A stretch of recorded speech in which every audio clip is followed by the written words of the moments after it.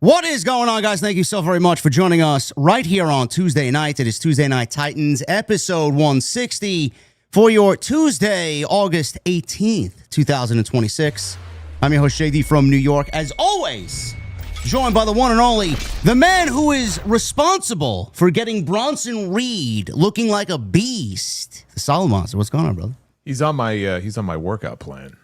It looks like it. Which I wish I would adhere to that workout plan. I should take my own advice. Man, he looks like a totally different person. You don't even look. I don't even recognize who the hell he is. I don't know what is with these guys. They disappear. It happened with Orton. It happened with AJ. They disappear. They come back and they just look totally different from the last time we saw them. I don't know. He's looking like he's ready to be world champion. Never mind Oba or Braun Breaker. Yeah, we may be looking at the wrong future when we keep talking about, Braun Breaker is the future. The future may be the other Bronson. Yeah, I am very much looking forward to his return. I'm sure you are as well. But we got a lot for you tonight, ladies and gentlemen. It's episode 160 here on Tuesday Night Titans. Relatively slow week, but we got a lot as far as discussion because we had some interesting happenings happen on Friday, going on into Monday. We had CM Punk and Kevin Owens face-to-face, which I know both of us thoroughly enjoyed. We'll talk about Chelsea Green and the fact that WWE turned whatever she was going through injury-wise into a storyline and a potential Tiffany Stratton heel turn on the horizon, which is always a great thing.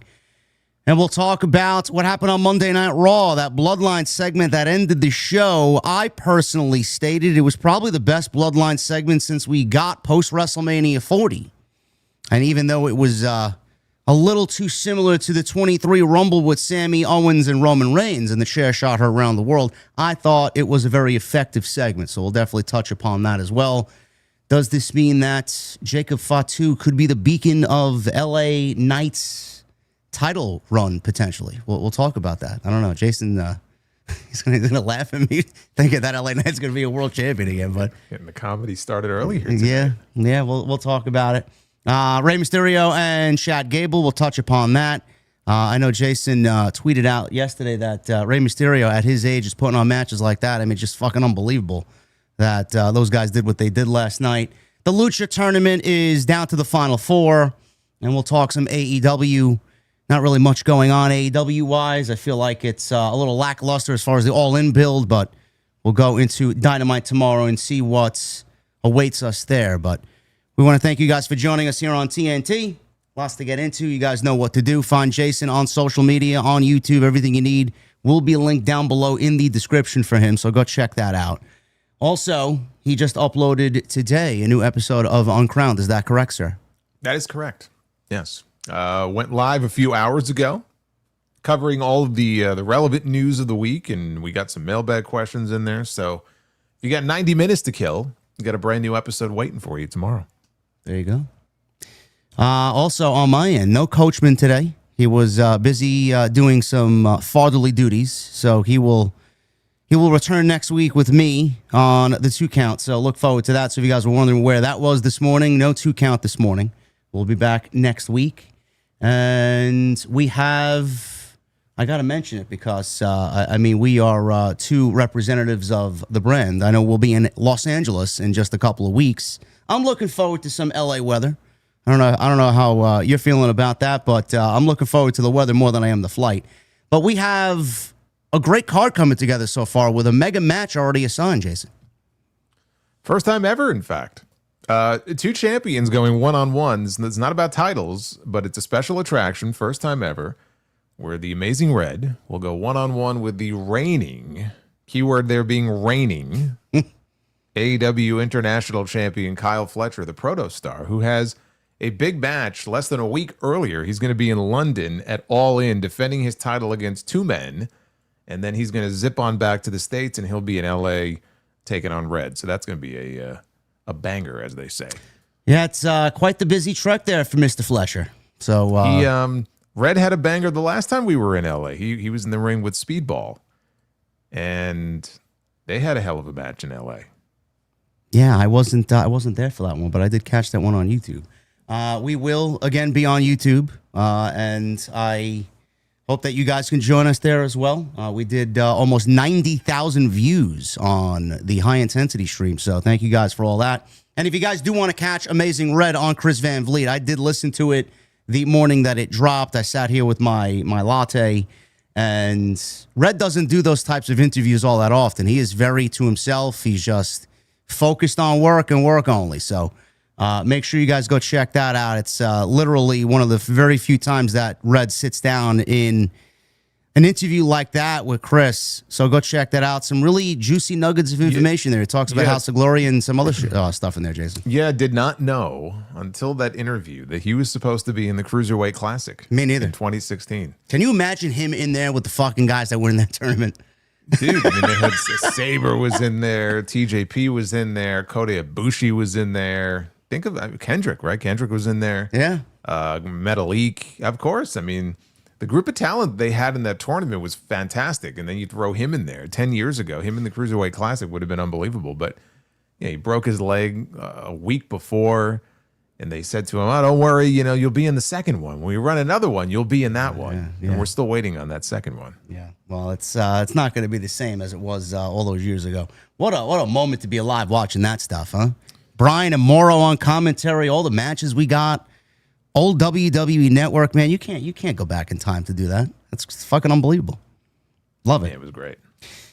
Anyway, that is all we got lined up for you. So please go and check that stuff out, guys. And we are going to get into tonight's TNT. So I'm always going to leave it up to this guy to guide us. What do you want to talk about? Well, a couple of different things. I'll just mention this real quick off the top because I'm sure you didn't see it and you probably don't give a shit. But we had the finals of the G1 Climax, and I finally got around to watching because I haven't really been able to keep up with too much of what's been going on. I know Takeshita was in there again this year. He got bounced out of the tournament. But again, it just feels very much like they're in a rebuilding phase right now because they've lost a lot of big names and a lot of the guys have retired or they've left. They've been signed away by AEW or WWE. We just got a little tease on Friday after SmackDown went off the air about a New Japan star who's about to make his debut on SmackDown. So they're building around some of these younger guys, and they had two of them in the finals of the tournament. And it was actually Oiwa against Yui Mura. I'm sure two of your favorites, JD. I mean, I never miss a match. I'm sure you don't. I mean, this guy lives and dies to see their matches. So I saw their match, and it was honestly one of the best matches I've seen all year. And the cool thing about it is it was all built around, as was the finish of the match, a headlock. Oh, really? So think about that. And then I saw MJF chimed in, and I think on X, and he said, I'm the superior headlock wrestler. So of course, he's got to jump in there and get some of the glory. But yeah, I mean, it was great. It was fantastic stuff. And it just goes to show you such a basic move. You can take a very basic move like that and create a story around it and build an entire match around it. And the fans, as they did in the building, they will buy into it. If you tell that story the right way and you have the right people involved, you can get anything over. You don't have to do anything too crazy or too, overly dangerous or anything like that. So that was very cool to see, and we'll see. We'll see who establishes themselves as the new ace of New Japan. If it's going to be one of them or someone else, because they need to. They need to put their full muscle behind this new era of talent. And speaking of new talent, this is the other place we can start. Because when we were on the air doing the show last week, there was, and we saw all the messages in the live chat. He's here. He's arrived. Zilla Fatu is in NXT. And I know when the show was over, you went and watched it. I went and watched it. And you heard the reaction. He had never showed up before in WWE, but those fans knew instantly who he was as soon as he slid into the ring during that main event. Yeah. And they reacted to him like a superstar. They were having a number one contenders match. Someone else that you and I are very familiar with, old Cruz Montana. He was in the main event against Grayson Waller, trying to figure out who the number one contender for Tony D was going to be. And Zilla Fatu slides into the ring. He lays them both out. He looks down at Tony. He makes it very clear he's coming after the championship. In one segment, in one night, he came across like a superstar. And so Zilla Fatu, after all these years and all the speculation and talk, he is now in WWE. He is on TV. This was a few days after we called his last match in HOG. And there he was on television. And I don't know, man, to see him and Santana in the ring together on TV, given their recent history, was very cool. Yeah, that's a great place to start. Just to go back to the New Japan stuff, what was the last match here on American soil that was built around like a teasing of a maneuver? I'm trying to think back. Was it the first All In Chicago? No, who was? No, it would have been MJF and Darby probably with their. Well, besides that, I'm thinking of a body slam. Who built the whole match around a body slam? Was it MJF or no? I'm trying to think about who was the last one. Body slam. Yeah. What wasn't? I'm trying to think who the fuck it was. Maybe it was MJF, but who would that have been against? I don't know. Okada wasn't on that All In show, the original All In show? No, right? No, I don't believe so. No. Who did Marty Scurll wrestle? Because I think it was him. I have no idea. Chat, you gotta help me out here. It's gonna bother me all stream now. Yeah, but I remember someone built an entire match around body slam. You don't really see that all that often. I really appreciate that. No, you don't see it at all anymore. And it was a headlock and I think a wrist lock between the two of them, and they were just incorporating it into the match at various points. And if you see him doing the headlock or the side headlock, he really cranks it on to where it doesn't look like shit. Come on, that's not believable. He was applying it in a way where you could believe that, okay, someone would have to just submit because he's really cranking on this thing real hard and real tight. And I just said, man, it's just so unique. And it's kind of like a breath of fresh air in a lot of ways to see that in wrestling today, that you don't have to go crazy with all these fancy moves and all this gaga that we're just so used to seeing. You just kind of bring it back down to basics. And it was a long match. It was over 30 minutes, but I just thought it was fantastic stuff. And so if that's the kind of, if those are the kind of guys that they're planning on building around and the fans react to them in the way that they were reacting to them there, then their future is probably in very good hands. Well, it's good for them. They need something to kind of give them a shot in the arm. Going back to the All-In, it was Okada and Marty Scurll. I was in the building and I vividly remember it being built around a body slam. Yes. Okay. I have no memory of the body slam part of that, but as a body slam or a suplex, one or the other. But I appreciate that type of stuff because you don't really see it. The fundamentals of pro wrestling have gone out the fucking window nowadays. But when you see something like that, man, appreciate it. You don't really see it all that often. As far as Zilla, I know Jason and I have had a very lucky and fortunate situation to kind of be in a position to call his career almost from the very beginning, and to see someone like that grow. I always find that to be one of the most gratifying and fun things, not only as a commentator like we are, but just as a fan, to see him grow. And I remember him coming up to us in Vegas when we were there for the Vegas show. He's fucking down to earth, one of the nicest guys on the entire scene. He's always had nothing but respect for everybody in House of Glory and for what we do. He came up to almost everybody and said, "What's up?" I'm very happy for his success, and to see him show up on Tuesday's show last week and to see him in the ring with Santana, it's like, man, those guys meant a lot to House of Glory. So to see them go from House of Glory to WWE in the way that they have, Santana obviously was in TNA, former world champion there. It's just a great feeling, don't you think? To see them kind of come from where they were. And Santana's an OG in House of Glory. I mean, he's been there since the very beginning. And to see both of them finding success in the same place is fucking awesome. Yeah. Well, I mean, it's the product of hard work. I know we've talked about when Santana had the ACL injury in AEW, and he was gone for 14 months. And he rebuilt his body, and he came back not as a tag team guy. He wanted to blaze his own trail. He wanted to go out and do it on his own, and he did. And there were a lot of people who probably looked at him and said, "Nah, you know what? I can't see him as a world champion or a singles star having too much success. He's been a tag team guy for his whole career." And he was like, "No, fuck that." He had a goal in mind of what he wanted to do, and he was able to go out and do it. And he became the champion in TNA. And now he's in the title mix right now in NXT, and WWE snatched him up. And where he ends up, only time will tell. We've seen a lot of really talented people go there, and then sometimes they flounder through no fault of their own. Hopefully that will not be the case with these two. But we see the work that they put in. And so when you see that rewarded, and I like it when good things happen to good people. I don't like it when good things happen to bad people. So I don't think we would say that about either one of these two. No. So, no, it's very cool. It's very cool. And we both are very happy for their success. Fatu was actually on Booker T's Hall of Fame podcast, and he said this in regards to his debut last Tuesday. I already knew what time it was. As long as they called the play, I ran it. I did exactly what I was told, and I put my flavor on it. And we did it like that, and we had fun. Right before I went out, I just had a quick prayer to myself, and I knew my dad was there because I felt him. And right before I went out, it was just what happened. I don't even know how to express it. The slide in, everything I did, and then right before I slid in, I looked at Book.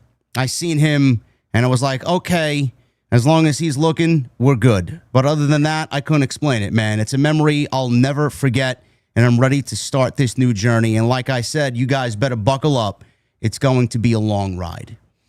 Now, I think you and I both agree, Jason, that him starting off in NXT to develop, who he is and find himself even further after 3.5 years on the indies, working alongside Shawn Michaels, working with veterans like Santana and getting in the ring with guys like that and Tony D'Angelo, and just getting a taste for what success is going to eventually come his way. Maybe a world championship. I think it's pretty safe to say he will eventually be the NXT world champion down there when the time is right.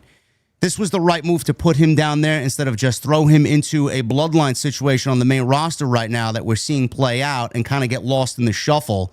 We've seen what that's done to Jacob Fatu. He doesn't really feel the same as he did 12 months ago.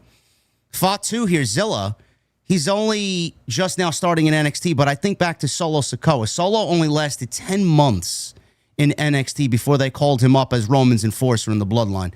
How long do you think Zilla Fatu should marinate down in NXT, being that this is the right move for him now? How long do you keep him down there? I don't think there's any set number on it. I think there's no rush because the thing is, we all know what he's going to be attached to once he gets to the main roster, and the bloodline will always be there. The bloodline is not going anywhere.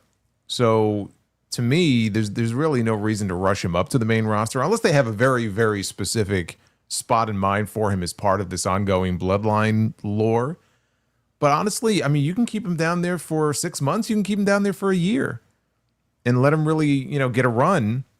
You mentioned, time will tell how long it'll be before he becomes NXT champion. I would not at all be surprised if he's champion before this month is over.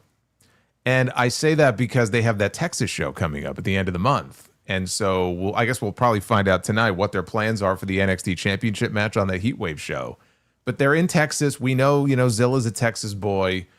And I could very well see him getting that championship sooner rather than later. Whenever it is, it likely is inevitable that it will happen. And I think it's good for him to be kind of in a place where he could be the guy for a while. Like if he goes to the main roster, he's not going to be the guy. In NXT, he could be the guy for a period of time. And let him sort of, be that lead character on the show, the champion, the face of the place. And see how he does, see how the fans respond to him, see how he responds to the pressure and how he handles it.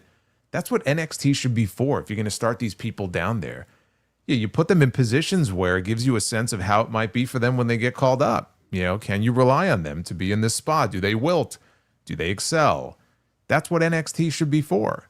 So there's no reason to rush him up. He'll always have a spot there with the bloodline once they're good and ready to call him up. Yeah, I agree.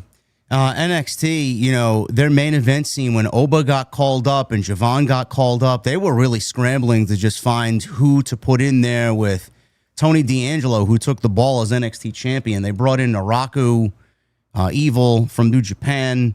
I don't know how successful or how over he is as a heel down there. But now you're looking at Mike Santana or Cruz Montana. And now you're looking at Grayson Waller.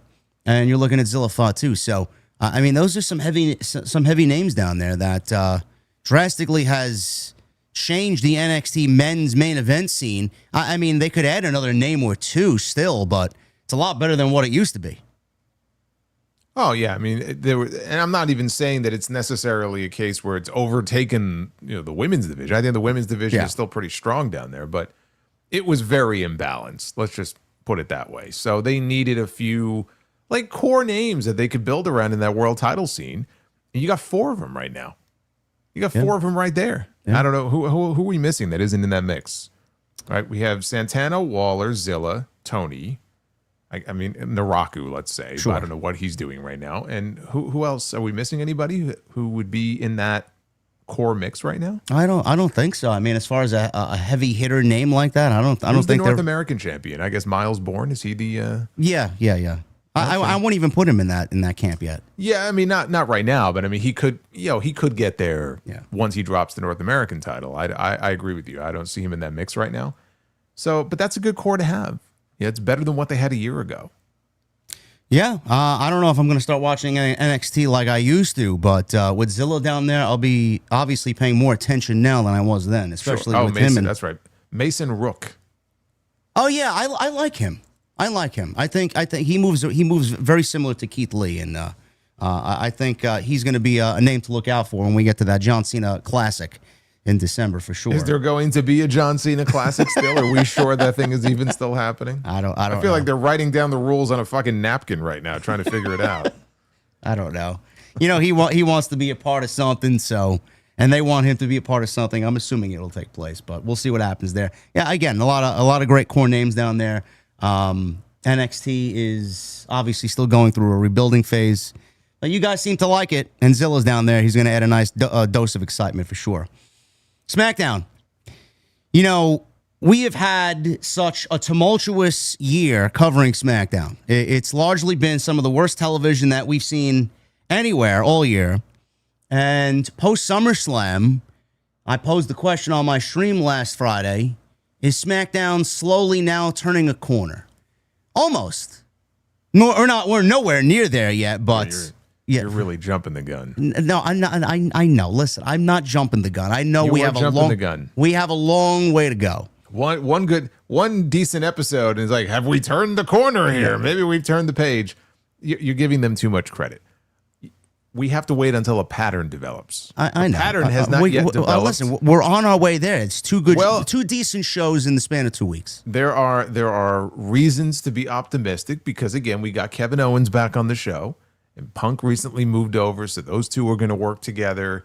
And Randy is back, and Cody doesn't have the belt, which is good for a while. So look, the pieces are there. Gunther is still directionless, but let's give it a few more weeks before we what? Scorpion Deathlock in the chat. It's turning a corner and falling off a cliff. Yeah, it's like the fucking coyote in the cartoon where he goes around the corner and then he just falls straight down. Oh my god! Yeah. Listen, which reminds me, it's coming out. It's coming out. Yeah, I'm looking forward to that. The shows the last couple of weeks have been, it's still a tough pill to watch, tough pill to swallow. But at least there's more good than there is bad. There's things to like, and there's obviously things not to like. But we'll start with Friday here. Kevin Owens and CM Punk was clearly the big thing that everybody was looking forward to on Friday. And they had a great face-to-face. It wasn't my favorite segment of the night. Obviously, the whole Chelsea Green ordeal at the beginning of the show was my favorite part of the entire show. But I figured we'll start with Punk here. So we have this face-to-face, Jason, and everybody was wondering what they were going to actually say to each other because there wasn't really much in week one, and we were all wondering if there was going to be kind of this just kind of verbal boxing match between the two.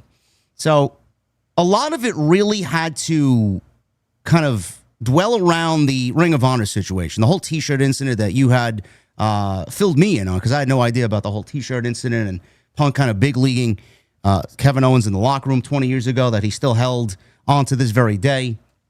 So Owens, he says about the names that CM Punk has been calling him. Fat slob, of course, the camera caught it. It's not exactly the language that you used, he tells Punk, but it's right around that same area. So he goes on to say that 20 years ago, me and Phil wrestled for the same independent promotion, and he was the big top guy. I was just someone trying to make a name for myself. And on that night, of all the things you could have done, of all the ways you could have decided to do things, you chose to berate me, insult me, scream at me in a locker room full of my peers. So Punk then questions, 20 years you've been holding on to this? It's not all of that, but I don't like you for a lot of reasons, says Kevin Owens, but that's one of them. but it's also what happened in the last 20 years. The person you've become, the things you've said, the things you've done, the way you've treated people I care about, good friends of mine. And then Punk is like, oh yeah? Which ones? You gotta give me a little bit more. You gotta be a little bit more specific. I'm pretty sure all of your friends hate me. It's a thing that Punk, I noticed this is a thing that Punk does in some of these promos when he gets like challenged. He did this with McIntyre. Yeah. Because if you remember when they had their little back and forth a couple of years ago, and it was actually, I think, the segment where Rollins was there with them. And there was this, they kind of alluded to the old man. They were talking about Vince McMahon without naming him, and Punk is like, "Who are you talking about? Why don't you name who it is?" Knowing full well that he really, he wasn't going to be able to. And so he kind of pulled the same stunt here on Owens, where it's like, "Oh, who are you talking about? Why don't you name some names?" Knowing that there was no way he was actually going to be able to do that. Yeah, I think someone actually did clip that too on social media. I saw that this week. But Kevin Owens goes on to say, the reason being that everything you do, everything you say, it's all performative. Hey, look at me while I'm talking to you. You're a phony. The only reason you came back here and made everything right was because you had no other choice, because the kind of person you are led to you screwing things up everywhere else you went. You had no choice, and I don't respect people like you. Yeah, and then he goes on to say he did pretty well for himself, 12 years consistently in the ring before this injury. He main evented everywhere, won titles. I became the Universal Champion. And then he threw the main event of WrestleMania in Punk's face. He main evented WrestleMania first before Punk did, and against a dream opponent of Punk's, who he's never had the chance to wrestle, and that's Stone Cold Steve Austin, but Kevin Owens did. So Punk obviously said congratulations to him. That's good. I'm happy for you then. I'm happy for you now. And then he goes on to say, 20 years ago, what am I? Just some fat indie slob, a fan who's on the wrong side of the guardrail? Just say it to my face. It's like, okay. So Punk is like, is that what I think of you, or is that what you think of yourself?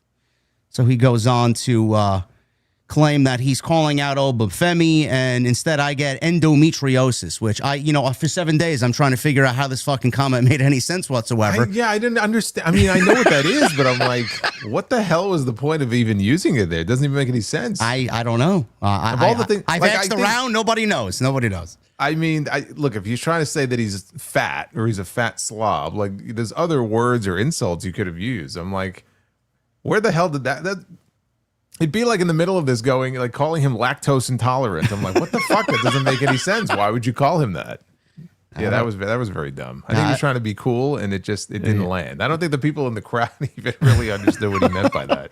I don't know. I'm still trying to figure out what he meant by that. But listen, in the same promo, he talked about Kevin Owens knowing 2 languages, and according to Punk, that makes him smarter than Punk. But he's using words like that in the wrong context. So I don't know. So he goes on to call him a bum. And a lot of people are making correlations to the Eddie Kingston promo that he had with CM Punk and the whole beginning of that feud there in AEW. He says he's 1% better every single day. And Owens goes on to basically say, even though, he main evented WrestleMania, world titles, all the money in the world, when you go home, I'm convinced you look in the mirror and you hate what you see. I don't. I love who I am. I've always been the same guy. And I'm the same person you screamed at 20 years ago, and guess what? That fat indie loser is standing in the same ring as you. And right now, I'm going to be facing you for the WWE title next week. And you know what? Being like you probably wouldn't have helped, because after all, you couldn't avoid that Roman Reigns spear at WrestleMania. So they go back and forth until the end here, and Kevin Owens says, I'm not going to punch you in the face. I waited 20 years. I can wait 7 more days, but I'll beat your bitch ass for the WWE Championship in Toronto after I do it. I love what they did here. In fact, I said it on my platform, on my stream. I could have watched these guys go another 20 minutes. But one of the weirdest things, Jason, is what I heard from a lot of people, and I'm curious to see if you got this on your end too. A lot of people felt uncomfortable, they told me, watching this promo back and forth between Punk and Owens. Why do you think people felt uncomfortable watching these two guys go at it the way that they did? Is that the word they use? Yes, uncomfortable, yes. I got it from multiple people. Uncomfortable. Yes. Well, I mean, it sounds to me like maybe they need a safe space, perhaps. I don't. I mean, there was nothing. I wouldn't say I was at any point uncomfortable with what they were saying. I enjoyed it because, and so my take on it is, this had what the Cody and Punk promo didn't going into SummerSlam, where they tried to manufacture some hatred between the two of them, and it felt forced, and it felt like it was part of a storyline. And obviously this is too. But my takeaway from this was, you could reasonably believe in watching this segment, if you just kind of allow yourself to just kind of get lost in it, that these are two guys that genuinely don't like each other. Like when they go to the back and the camera's off them, one goes one way, the other guy goes the other way. Whether that's true or not, it came off like two guys that genuinely don't like each other. So you mean to tell me they're not going out for pizza after the show's over together? No, not together anyway. Punk, I'm sure, I know he loves pizza, so maybe he went to go get pizza on his own. But yeah, I mean, so that's something that I think a lot of times is missing from these shows where, and I felt this way with Punk and McIntyre. I felt the same way with that, where you can believe that these two really don't like each other. And so it helps the segment because you have two guys that fucking hate each other, and they're really needling each other, and they're dropping these lines, and they're trying to embarrass each other on TV. And that's what I felt here. So I enjoyed it for that reason. I actually would have to if I was going to give the segment to somebody, I thought that Owens came off better than Punk did. Me too. If you had to pick a winner here, I would go Owens over Punk. And I would love to say that I'll be saying the same thing after SmackDown this Friday. Probably not. But I thought that this was everything the Punk and Cody stuff I wish could have been. But I realized when this segment was over, it could not have been this. Because they just don't have that. And it's kind of weird for me to say they don't have that history, because these two have legitimately never wrestled each other. But there's more history between these two than there is the other two. So you couldn't do that with them. This had stuff that they were drawing from 21 years ago. And you didn't have that with Punk and Cody.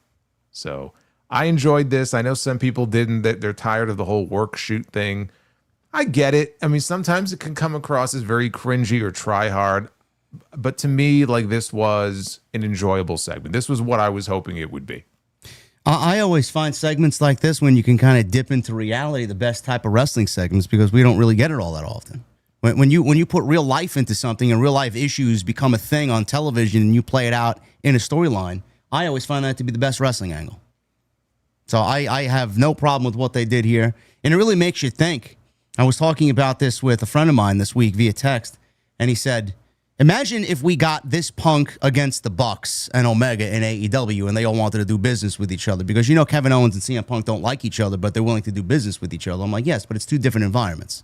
They're going to do business because it's WWE, and they're not going to behave like they would in AEW. But can you imagine if Punk and the Bucks and Omega and everybody else wanted to do business? The amount of money that could have been made and the matches that we could have gotten.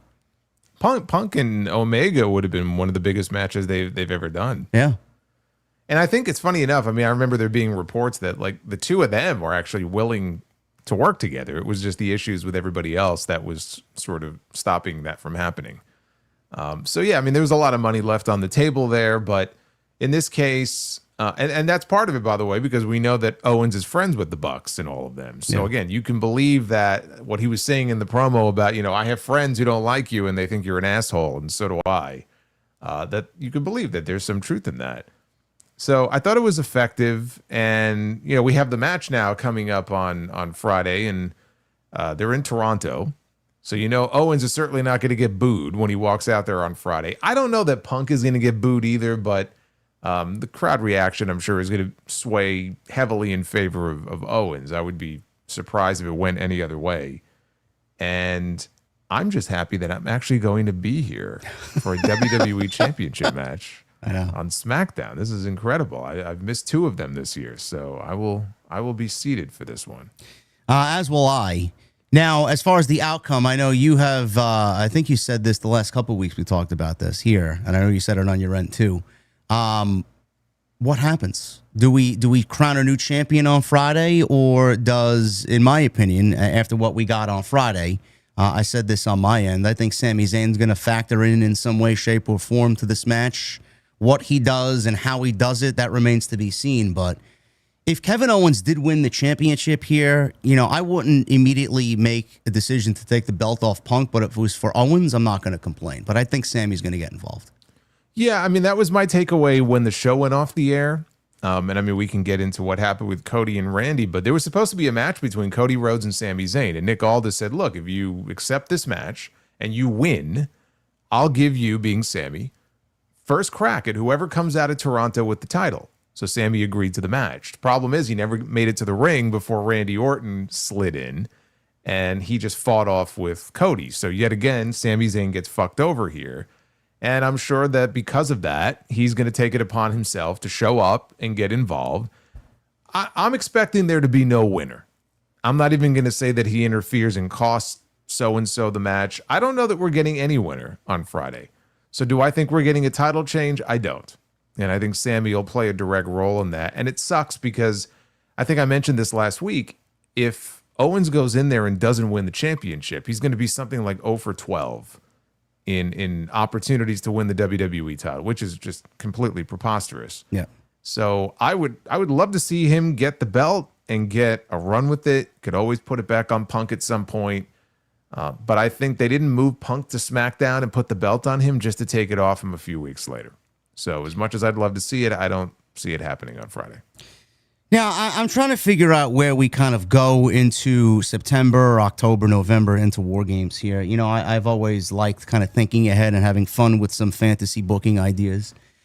I don't know if Crown Jewel is taking place. I'm assuming that it will be. WrestleVote said that right now it's still a green light to go unless things change over there.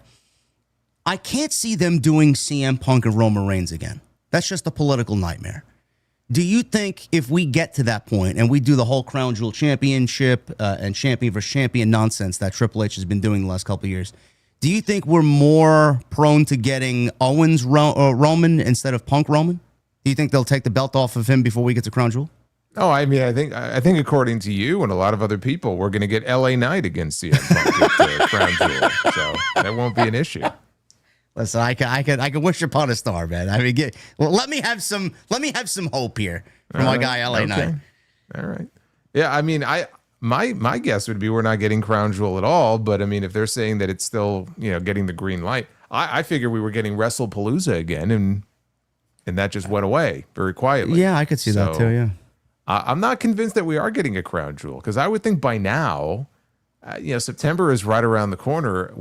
I think by now we would have already heard about that. So I don't know if there is a Crown Jewel, Roman and Punk. Yes, it's a political nightmare. And that's another one where I don't even know that we would necessarily have a clean winner. You kind of have to though, if that Crown Jewel title is on the line. Yeah, man. Yeah, it's hard for me to imagine them running that back a second time. So I'm gonna say that we don't get Crown Jewel. That's what I'm gonna say. Listen, if we don't, I'm not gonna lose sleep over it. But, yeah, I'm not going to either. I mean, I won't even touch the Roman Punk match because what they did at Mania was perfect, and I don't need a sequel to it. It's fucking leave it in April. Sami Zayn, I don't know how he factors into any of this. It's gonna be interesting to see his story, but like Jason said, he got royally screwed over here because Orton was selfish and he wanted Cody Rhodes all to himself. And he attacked him at the end of the show. He was going for that concerto on the steel steps, legitimately the same spot that they tried to do as Randy Orton turned heel after that contract signing. When that match was made official for WrestleMania, he left Cody a bloody mess on top of the announce desk and in the crevice of the steel steps on top of the announce desk. So they ran that spot back, but Rhodes delivers a low blow. Rhodes then takes the chair and smashes Orton across the back with it. Now Orton's head is placed in between the steps, and he is where Cody was. Cody goes for the concerto, but all of a sudden, Jason Jordan and Daivari jump up on the table and take this chair away from him. Like, no, you can't do that. You're the good guy. This was the best part because when Orton was going to kill Cody, nobody jumped up on the table and tried to stop him. They didn't give two shits what happened to Cody. But as soon as he was about to hit Orton, now they got like fucking Secret Service agents. They swarm him and they yank the chair out of his hands to protect Randy Orton. So after they take the chair away, Rhodes is yelling at Nick Aldis. Rhodes breaks through all the referees and producers that pulled him off the table, and he goes to take the chair. And before we even see anything, the fucking show ends, and Cody's got the chair above his head. I'm like, motherfucker, what happened? Like they left you in the dark about it all. But Cody said a week ago He's not bound by the WWE Championship anymore. I don't need to be the good guy. Good. Don't be the good guy. We don't want you. We don't want you as the good guy. They basically ran the same angle back. It's like, that both of those guys want to redo a hard reset here with what Ari Emanuel and Mark Shapiro ruined at WrestleMania. What did you make of them basically running the same angle back, Jason? Did you like what they did and kind of maybe just made a minor tweak to it, or were you like, I've seen this already? I just have to say, for maybe what happened was they went to WrestlePalooza and they wanted to cut its pay by 50%, and WrestlePalooza said, you know what, I'm not willing to accept that, and so it decided to just leave on its own. That would be a very TKO on brand thing to do. Yeah. As far as this goes, yeah, I had the same takeaway. Like, we're doing the same angle that we already saw back in March with like a minor tweak to it. That's not very original. So I'd like to see them try something different, but like realistically, what could they do that would be radically different other than just putting them in the ring together? You could say, you can't touch each other, and then let them just put a live mic in their hand and let them cut promos on each other, because what else are they going to do? Randy Orton, it doesn't look like he's wrestling on SmackDown between now and their match, which is official now for Sunday night's main event. So you have two choices. You do a contract signing, which they probably will do, or you just put two mics in their hand and let them speak their mind and say their piece. There really isn't a whole lot else I think that they can do in the 2 weeks we have left before we get to the match. I just wish that if they were going to do something physical like they did on Friday, don't just run back the same thing that you already did earlier. That we just had it this year, dude. This is not even like an old angle they did years ago. We literally saw this already earlier this year. So that's the one thing that was like, okay. We saw this back at the end of March. Like yeah, it was like 6 months ago. Not even 6 months ago. Like, what are we doing here? Why are we doing the same thing? At least take it to the back or something. Do something backstage. I don't know. Maybe their AI bot program forgot that it happened 6 months ago. I don't know. Yeah, it didn't detect the earlier segment. And like you said, I'm sure these two want to have another bite at the apple. They're not happy. There's no way that these guys, I don't care what kind of happy face they want to put on it publicly, that their fucking angle was sabotaged for WrestleMania. So, and they probably wanted to work together for years. They finally had the chance and it got all fucked up. So now this is their chance to right that wrong and do things the way that they wanted to do it. And the match has already been made official. Sunday night's main event. We actually have two big matches already made official for that show. That was the first one. No titles on the line. It's just Cody and Randy. At this moment, there's no stipulation. I mean, I suppose they could always add one this week. But that's kind of the de facto PLE, right? Because we don't have another one until Money in the Bank. So that this is going to be the big show for the month of September. Good. It's looking like a which major PLE-like show. Yeah, well, compared to the effort they put into the last couple of Saturday night's main event shows and the matches we already have lined up, like this show is already far above the last couple of they knew that show was bad. They knew. Oh, of course they did. But like they gave up on it the minute that it got dropped off NBC. Once it wasn't on network television anymore, it wasn't as much of a priority. They don't even fly Jesse in for the shows anymore. No. I don't mean you're Jesse. I mean, Jesse. I know. Well, I'm sure Jesse would love to go, and maybe he could be part of a free ride. I mean, he would say absolutely. Let's make it happen. Maybe he could vlog from the announce desk during the show. He could do a stream on his channel while the show is in progress. Yeah. I think he'd definitely be down for that. That'd be amazing. There was a little piece of interesting, not news, but a comment made by David Shoemaker. Did you see this today with Peter Rosenberg? I did not. I have heard some really awful things about his new book. Why Hogan matters, or why Hulk Hogan matters? Yeah, I mean, it's there were some examples, and I haven't read the book yet, but like there were some examples given of just statistical things that are mentioned in the book that are so wildly inaccurate. And apparently it's a short book. It's like 150 something pages, and people think it was written by AI. And it's like, yeah, I haven't seen very many positive things that people have said about this new book that he pumped out. Is it like a Hulk Hogan glazing book going over his career? And what? I mean, my sense of it is it's basically like a kind of like a Hogan synopsis or like a Hogan biography. But there are things that are left out. But like a lot of the stuff that's in there is just there's like a lot of factual inaccuracies that should have been picked up by like a copy editor or something. And it's almost like it got rushed out. Like, hey, okay, we got to do a Hulk Hogan book, and here it is, and they did like a half-assed job with it. So that's why that's why his name has been in the news lately. Not a lot of like Mike Johnson at PW Insider went the fuck off. Wow, I didn't know about that. And he usually doesn't do that, but he did a whole thing talking about the book and how it belongs in the trash. And yeah, just it's. I wonder if Hogan's family's going to come out and say something if it's that fucking bad. Well, I don't know that it's bad in that it's disrespectful of Hogan. I think it's just the opposite.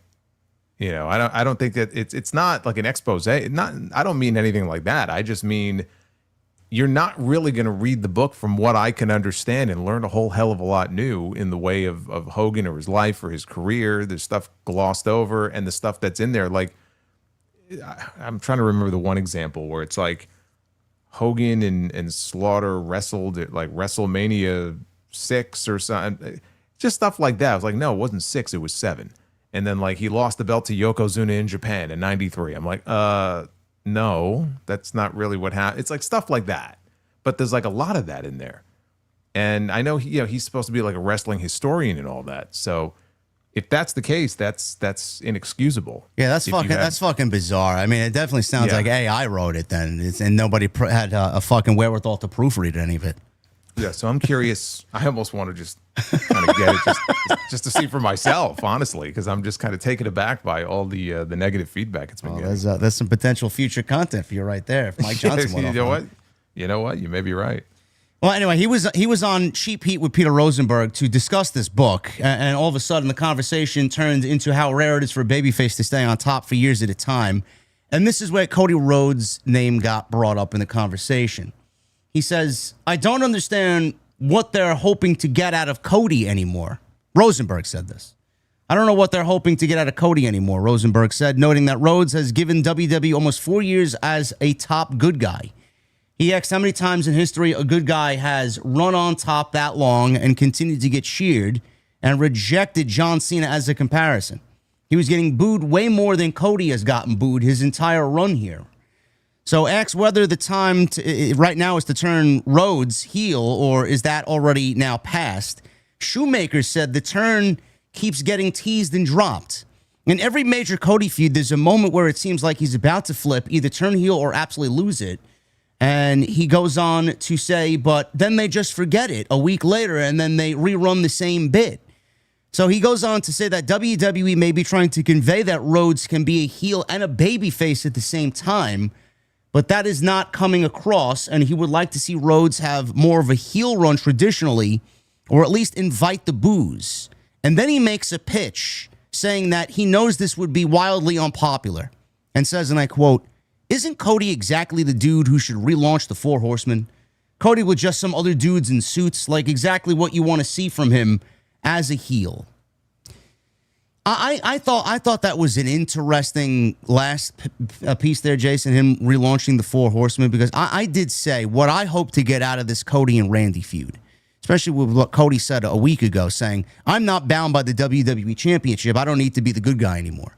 I hope that after all of this Randy nonsense, that Randy eventually, he's not going to like force Cody to turn heel. I think Cody eventually sees Randy's ways and realizes that Randy's ways are correct and turns heel. And then it got me thinking, if he did turn heel and we did get a Cody faction with him leading the Four Horsemen modern day in 2026, who would exactly be a part of that group? So I ask you, because I know you're a smart guy, who would you want to see if Cody relaunched the Four Horsemen standing behind him? Well, I don't want Cody to relaunch the Four Horsemen. Okay, so we've seen the Four Horsemen relaunched multiple times, and I think that's a terrible idea.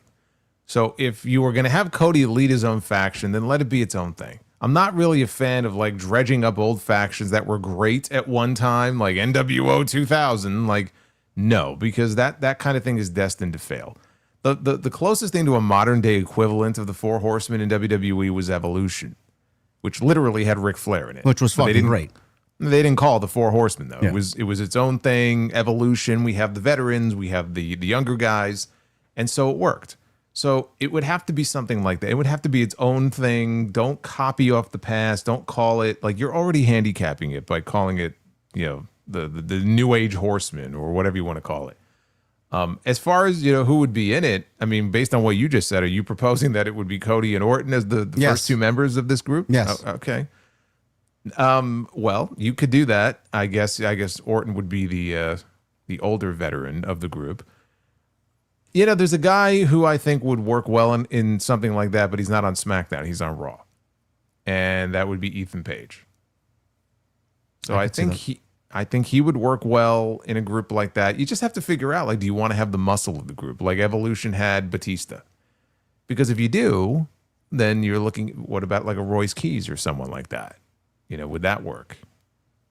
I could see Ethan Page for sure. I'm not really that keen on Royce Keys. I was thinking, obviously a lot of people would gravitate to Ricky Saints because of his relationship with Cody. I mean, that could work, but, does he fit in a group like that? Maybe.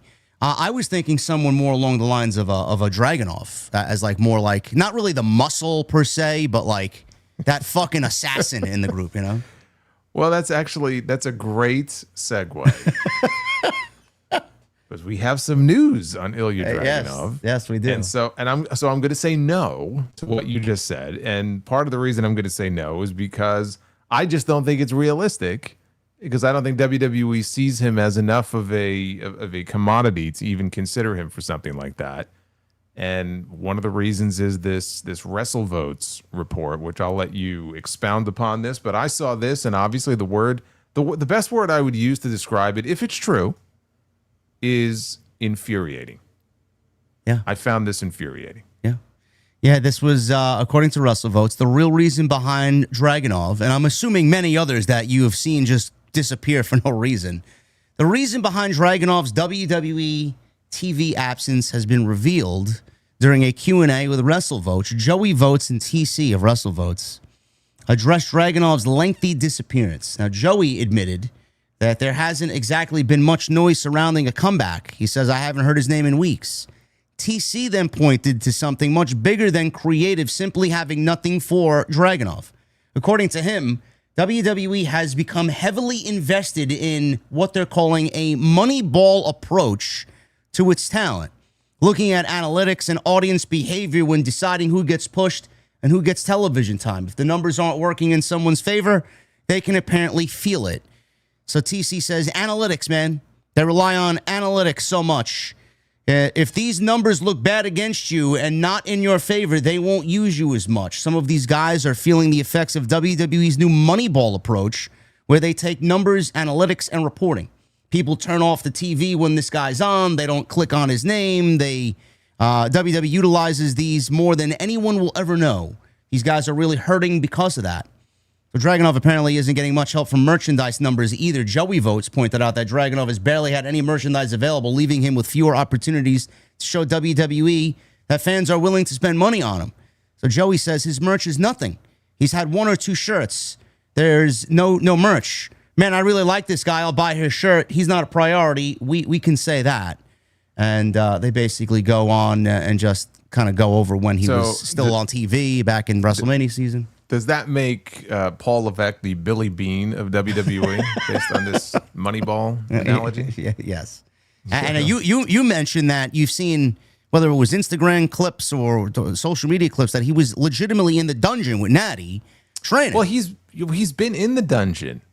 They've had photo because Natty will always take these photos like a group photo because Midas is always there because he trains in the dungeon as well. Midas Black. So he's always in these photos. So he's been there for a few months, at least off and on. I think his girlfriend was there too. I think she's a wrestler. And so I noticed that a few months ago. So it's not like he's not around. From what I understand, I don't know that he's been backstage at any of the shows. But yeah, no, he's been training. So I don't think it's anything that's injury related. I'm really, really hoping that this is either not true or it's not the primary reason. I almost hope it is like visa related because it would just be the easiest way to explain all of this away. But boy, I mean, there have been other wrestlers that have had visa-related issues in both companies over the last several months, and they haven't been out as long as he has.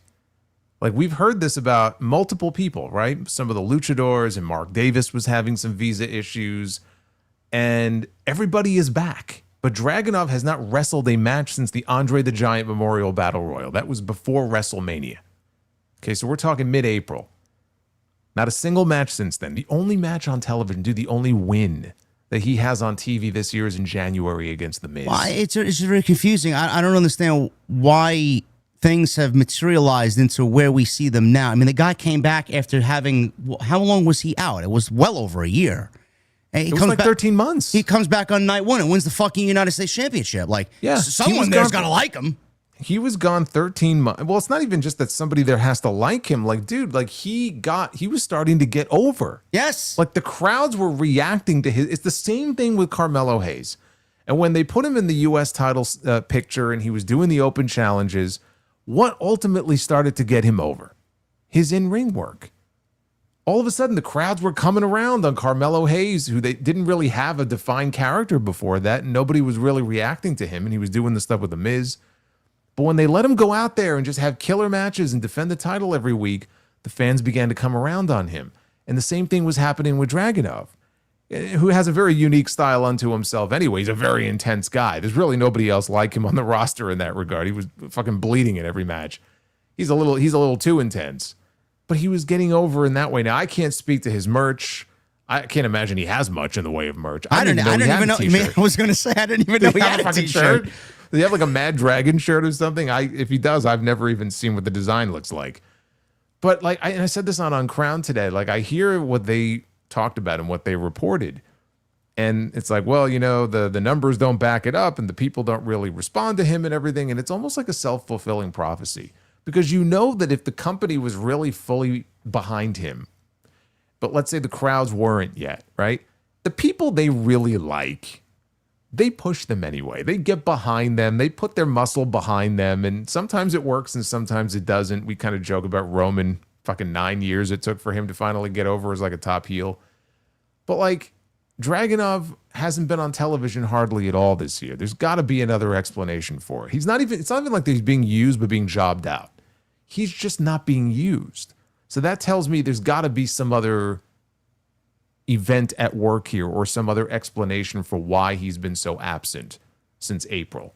There has to be. I hope that's the case. So. Maybe I'm just hoping that that's the case because I read this and I heard about this and it just pissed me the hell off. Because you have a guy who's just wasting away. And you're going to tell me it's because of the Moneyball approach and because, well, you know, the analytics on social media and on YouTube and his segments were always ranked the lowest. Really? So that's the reason why he has just been pulled from television. He's like a fucking well, I mean, that don't even make any sense. I mean, some of these people that come out and you know who they are, some of these people don't even get a reaction when they walk through the curtain. Now it's making me wonder, where's Ricky Saints? You know, where's Main Event? Main Event. Yeah, no, he's on Main Event, but he's actually wrestling at least. He's being used. Is this the reason why Jordan Grace isn't on TV? Is this the reason? Well, that's where did Ethan Page go?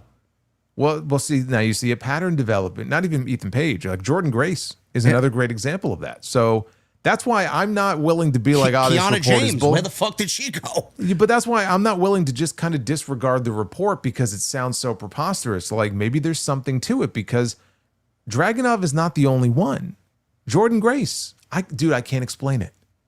I can't explain to you. Do you have a good explanation for me? No. As to why she is in the position that she is in, where she has become a ghost on these shows. No, they set her up to fail. I mean, whatever they did with her main roster run in the 6 months it was awful.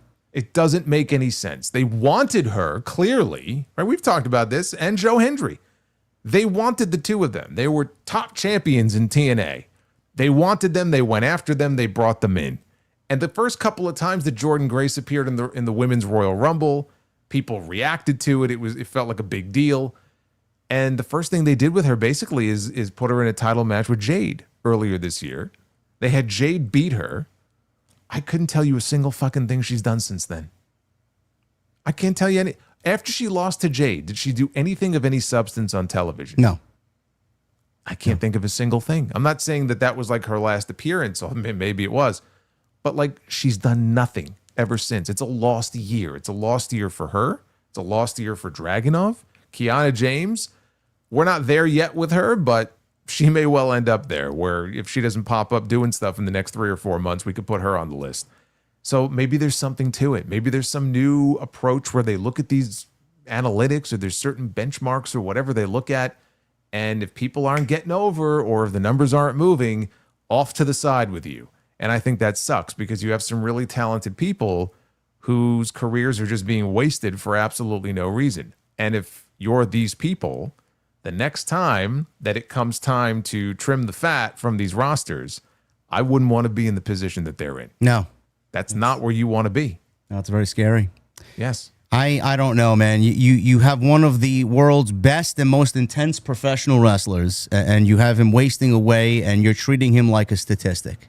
The fuck do you got him on the roster for if he's not going to be allowed to professionally wrestle? You're treating him like a statistic, dude. We finally have him on the same roster with Gunther. Yeah. It's such a natural fit. I hope you're right, man. I hope there's something more that we are just not seeing right now. I mean, just based on that alone, it's just fucking ridiculous to keep on That's TV. why I say it's infuriating. The word is infuriating. And so I'm really hoping there's more to it than meets the eye. And if there is, I mean, that's not good either, because it's dragged on for so long, but at least maybe there could be a resolution to it at some point. And if there is, then maybe he'll pop back up on TV. But I mean, come on, they're on the same roster, dude. Like, if ever there was a time to put the two of them together and do something with Gunther and Dragunov, this is it. And he's nowhere to be found. Yeah, and this is coming from a very reputable source. I trust Russell Votes more than I do anybody else in the community. So if they're saying it, they obviously got a closer ear to the ground than many people. So it's something to look out for. Yeah, that's what worries me. That there probably is something to it, but it's maddening. Ridiculous. The other big thing that happened on SmackDown was the Chelsea Green Open with Nick Aldis. Now, this was a very, very, very good opening segment, and something that a lot of fans did not see coming. Nick Aldis was out there, and he was about to take the Women's Championship away from Chelsea Green due to medical not giving her clearance. And he says, I cannot in my good conscience let you compete with a broken eye socket.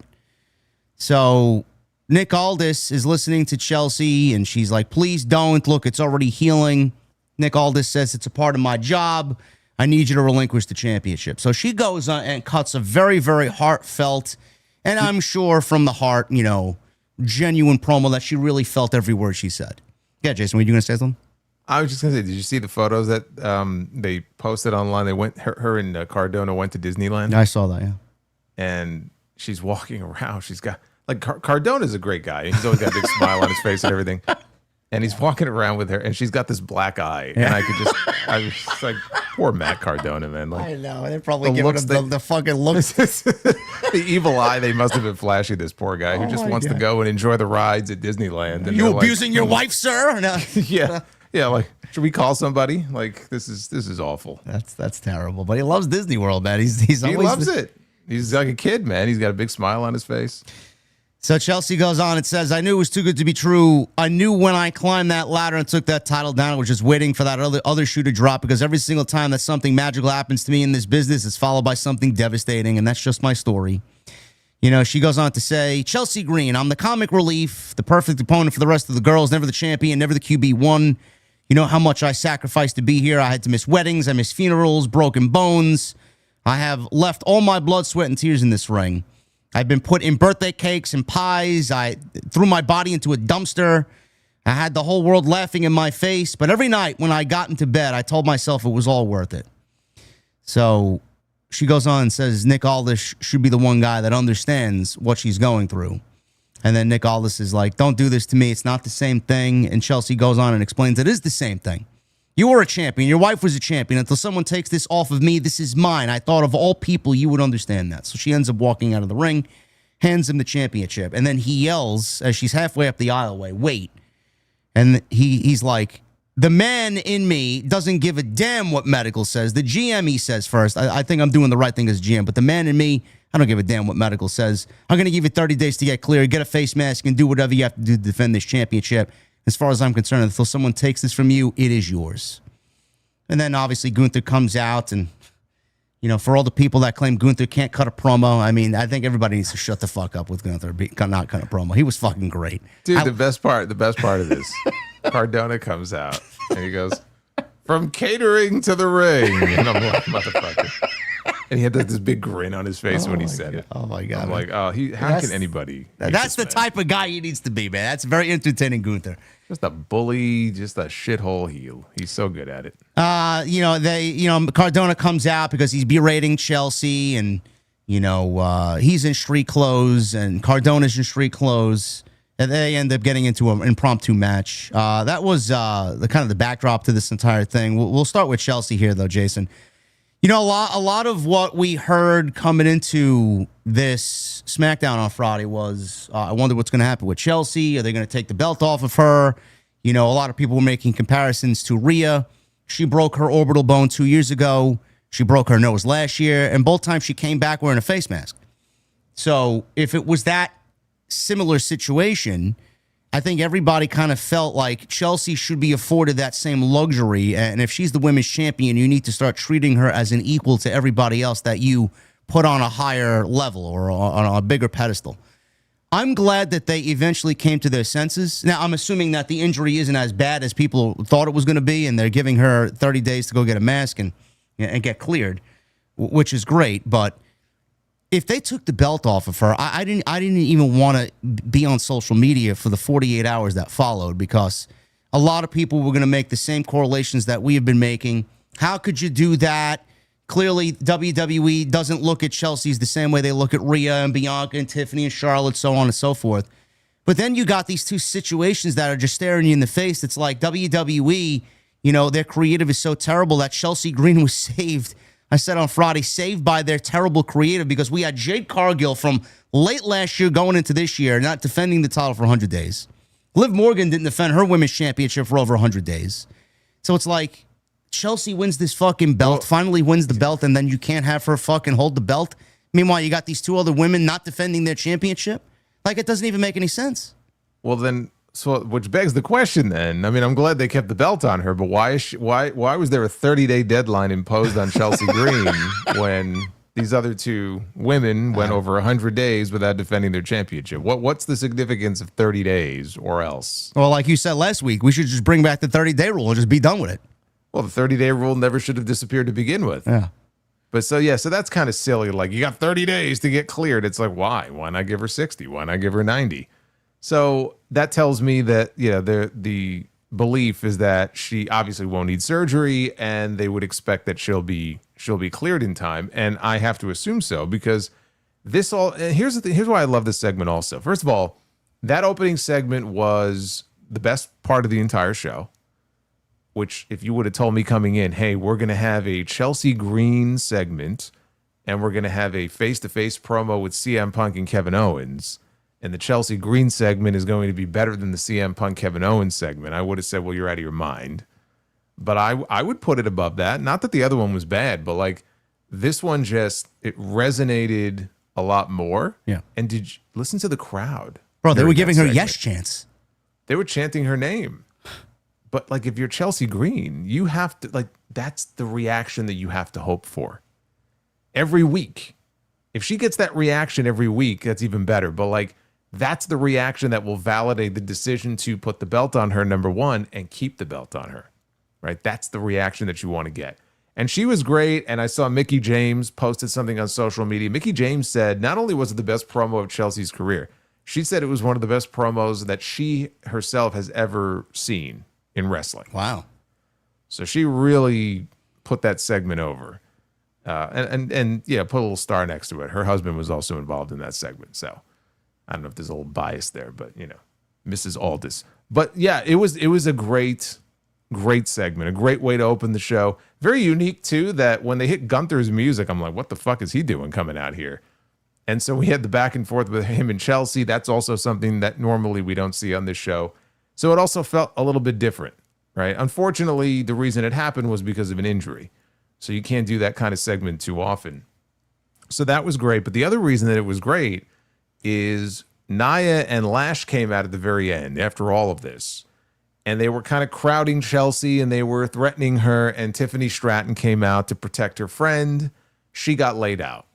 And this tied into the women's U.S. title match that came later in the show, because now Tiffany has a title defense and she's not 100%.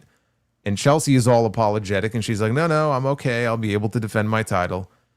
And then as we saw, just skipping ahead, as we saw later in the show, it was Tiffany and JC Jane. There was a moment in that match where Tiffany goes up to the top and she could finish it off. But she sees outside, Fatal Influence is coming for Chelsea, and she has a decision to make. What do I do? So she goes and does a big dive out onto Fallon and Laney Reed. And by the time she gets back in the ring, she got popped with a rolling encore by JC, and she got pinned. And JC won the U.S. title. So now you have a story that is already set up 20 some odd days from now. Let's say she gets cleared, where Tiffany Stratton, you could turn her heel on Chelsea Green, because she holds Chelsea responsible for costing her the U.S. title. So she doesn't have the U.S. title anymore. She's going to go after Chelsea's title. And that's a much better spot for Tiffany to be in as a heel instead of a babyface. So if they want to pursue it, the story is there. The story just, it sells itself. Yeah, I thought this was the most effective segment that they probably have done all year on Friday night. Obviously with what you said with Nia and Lash Legend coming out, 2-on-1 attack on Chelsea. Tiffany makes the save. She gets injured before the title match with JC. She loses the title because she befriended Chelsea and she wanted to save Chelsea instead of focus on her championship. And even last week, she came out to celebrate with Chelsea. Chelsea was celebrating friendship and the women's championship that she won at SummerSlam. And Tiffany's like, there's something I want to talk to you about. And Chelsea's like, we'll talk about some other time. Let's celebrate friendship and women's empowerment and whatever it was. So she never even got an opportunity to talk to Chelsea about what she wanted to talk about. So I love the way all of this came about. You know, it's kind of weird that WWE made a lot of sense and made everything feel right here on Friday night when we haven't really gotten a lot of right at all year on Friday. So like you said, everything just bleeding into one another. It all made sense. And I'm looking forward to them eventually turning Tiffany heel, because she even said that she feels more herself as a heel. It's easier for her to be a heel than it is being a babyface. And I think you, Jason, have said it. I've said it. A lot of people said it. Tiffany as a babyface just feels kind of like not natural. It's forced. Wrong? Yeah, wrong. Yeah. Yeah. Like the fans cheer her, and the fans obviously like her. There's a lot to like about her. But I think it's going to resonate a little bit better when she's a bad guy or a bad woman in this case. Yeah, and now she has a reason for it. Yeah. Yeah. It's not like they're just turning her for the sake of turning her. Now she's really got good reason to, kind of harbor a grudge against this woman and want to take her championship from her. Yeah, Gunther's inclusion here didn't make any sense. I'm assuming they just wanted to kind of get heel heat on Gunther here because it's been kind of lacking the last few weeks, which they did. He's got no direction. And so they said, okay, well, we just want to make people hate him even more because he's just a bully and he's a dick. And he's still hounding Aldis for an explanation for why he did what he did and, put Owens in the match at SummerSlam. And obviously, based on the backstage segment with him and Balor and Gunther are going to have a match soon, and that'll be very good. But he's directionless right now, as far as Gunther goes. That's what makes the Dragunov thing so maddening. Like, if ever there was a time to do something with the two of them, hello? Like, you don't have anything better for the guy to do. Like, there's never a better time like the present time, and for whatever reason, he's unavailable. So he doesn't have a whole lot going on right now. You want to keep him on the show. This is the kind of thing that you just find a way to include him in, to at least keep people, booing him and getting that reaction. And as far as Balor goes, I mean, there's nothing on the line, but I think that's a fine kind of mid-card program to do in the meantime is him and Gunther. Yeah, they're both going after the same thing. They both want to be in title contention. I like the fact that there's as many names as there is on Friday going after the world title, so that's fine by me. Speaking of titles, Baron Corbin defended the title against Carmelo Hayes, beat Hayes in Boston. So, Clean. What happened? Clean, yeah. He beat Trick twice by cheating. He hit him with the belt twice in consecutive weeks. And then he beats Hayes here in his hometown. And now I'm assuming that we're going to get another and a third Baron Corbin and Trick Williams match. I'm assuming we'll do that at Sunday night's main event in Georgia, just because it's down south. Yeah, I would assume so, and that's where they put the belt back on Trick. Well, my question is to you, why did they take the belt off of Trick to begin with when I feel, and listen, Corbin or Dyer, whatever you want to go by, you know, he's good. I'm happy he's back. I'm happy for him. But he hasn't done anything with the championship enough to even warrant a reign and then take it right off of him. So what was the point? To work with younger guys? No, I think they just wanted to do something different with Trick and just have him just do a quick chase to get the belt back. Take a little detour with it instead of him just holding it every week. Right? You put it on Corbin. Maybe the idea was that, well, we'll put it on Corbin to get it back on Trick, but maybe it'll help Corbin. Because I think you and I are of the same opinion here that there was absolutely, you'll never convince me otherwise, there was absolutely a plan for him to be under that fucking white sheet. Probably. In Danhausen's lab. Yeah. And they abandoned that idea, thankfully for him, and they brought him back in a more serious way. So they're reintroducing him. Let's put a belt on him, and he has a little undefeated streak going, and he's beaten Trick twice, like you said, by cheating, and now Trick has to work from underneath. You know, he has to work from underneath to get his belt back. As soon as he came out on Friday on the motorcycle, and I saw that fucking fur on that belt, I said, why is he still carrying that furry belt? There's only one explanation for it, because the furry belt is going back to Trick Williams very soon, and he's already beaten him twice. He ain't beaten him a third time.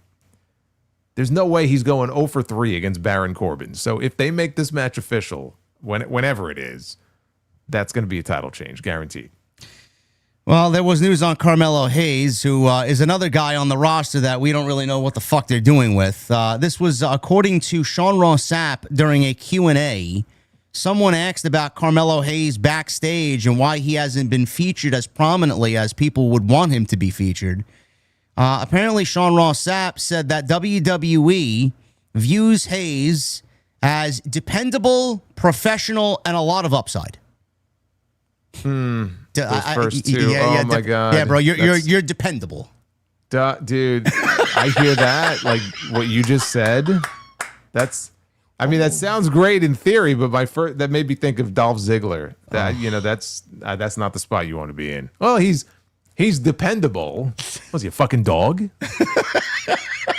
Yeah, Dolph Ziggler was dependable also to go out there and make other people look good. That's not necessarily a great place to be. You know, do we necessarily even need a Melo and Trick feud? I think that's kind of passed us by. I said this 2 Mondays ago on my end. I think we talked about this last week maybe. I would move Hayes over to Monday. Get him in there with Breaker. Get him in there with Oba. Get him in there with fucking Bronson Reed. Make Monday night like the youth show. You know when SmackDown was back during that time period where they were just putting on banger shows during the first WWE draft. It was fucking 2016. The whole show was youth. The future of the company was on one show, and then they put the big hitters on the other show. I think Monday Night Raw could benefit from more youth on that show. That's what I would do. I think Hayes and Julia also is another one who there's certainly no harm. I think she's cooked no matter what. But there's no harm in moving the two of them to a new show, right? New scenery, new people to work with. They're more so Julia is basically dead on SmackDown. She's about to wrestle Blake. She's going to lose. So I would move both of them. I mean, I don't know who they would want to move over from Raw to SmackDown, but yeah, I support that move. But again, like you just rattling off those words, it's like, what was the second one? Dependable, and what was the word after that? Professional. Oh, yeah. He's a nice Dependable. Guy. Yeah, he's a good hand, right? Yeah, that's great. Great upside there. Yeah, no. Get him over to Raw. I think that would benefit him. Poor Melo. I don't know. Melo don't miss. That's all he does lately is miss. Yeah. Elsewhere on SmackDown, we had no real... What? Scorpion said Shorty M. Yes, terrible. Yes, that's terrible. We don't want to go into that realm of reality, but that's just the way it is, you know. Shorty M.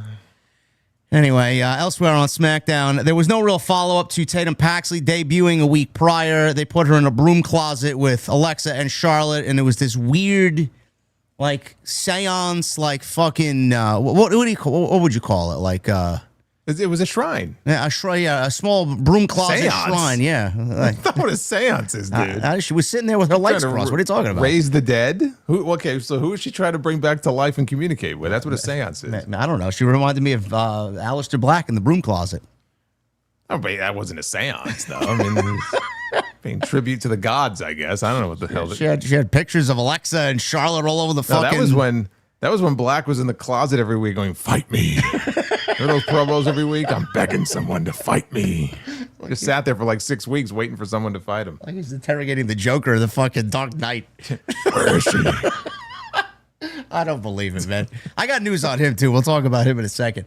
Yeah, no real follow up there. It's kind of disappointing that she didn't really do much on this show. We got Punk, Owens, we got Cody and Randy. Tag team titles change hands. I don't know if that's a big deal to some here. I don't know. MFTs are the new tag team champions. As soon as the MFTs brought Haku in, I think it was pretty clear they were going to probably put the belts on him. You got to bring Haku in and just keep booking these guys as losers. So I wasn't too surprised, and it frees up Damian Priest.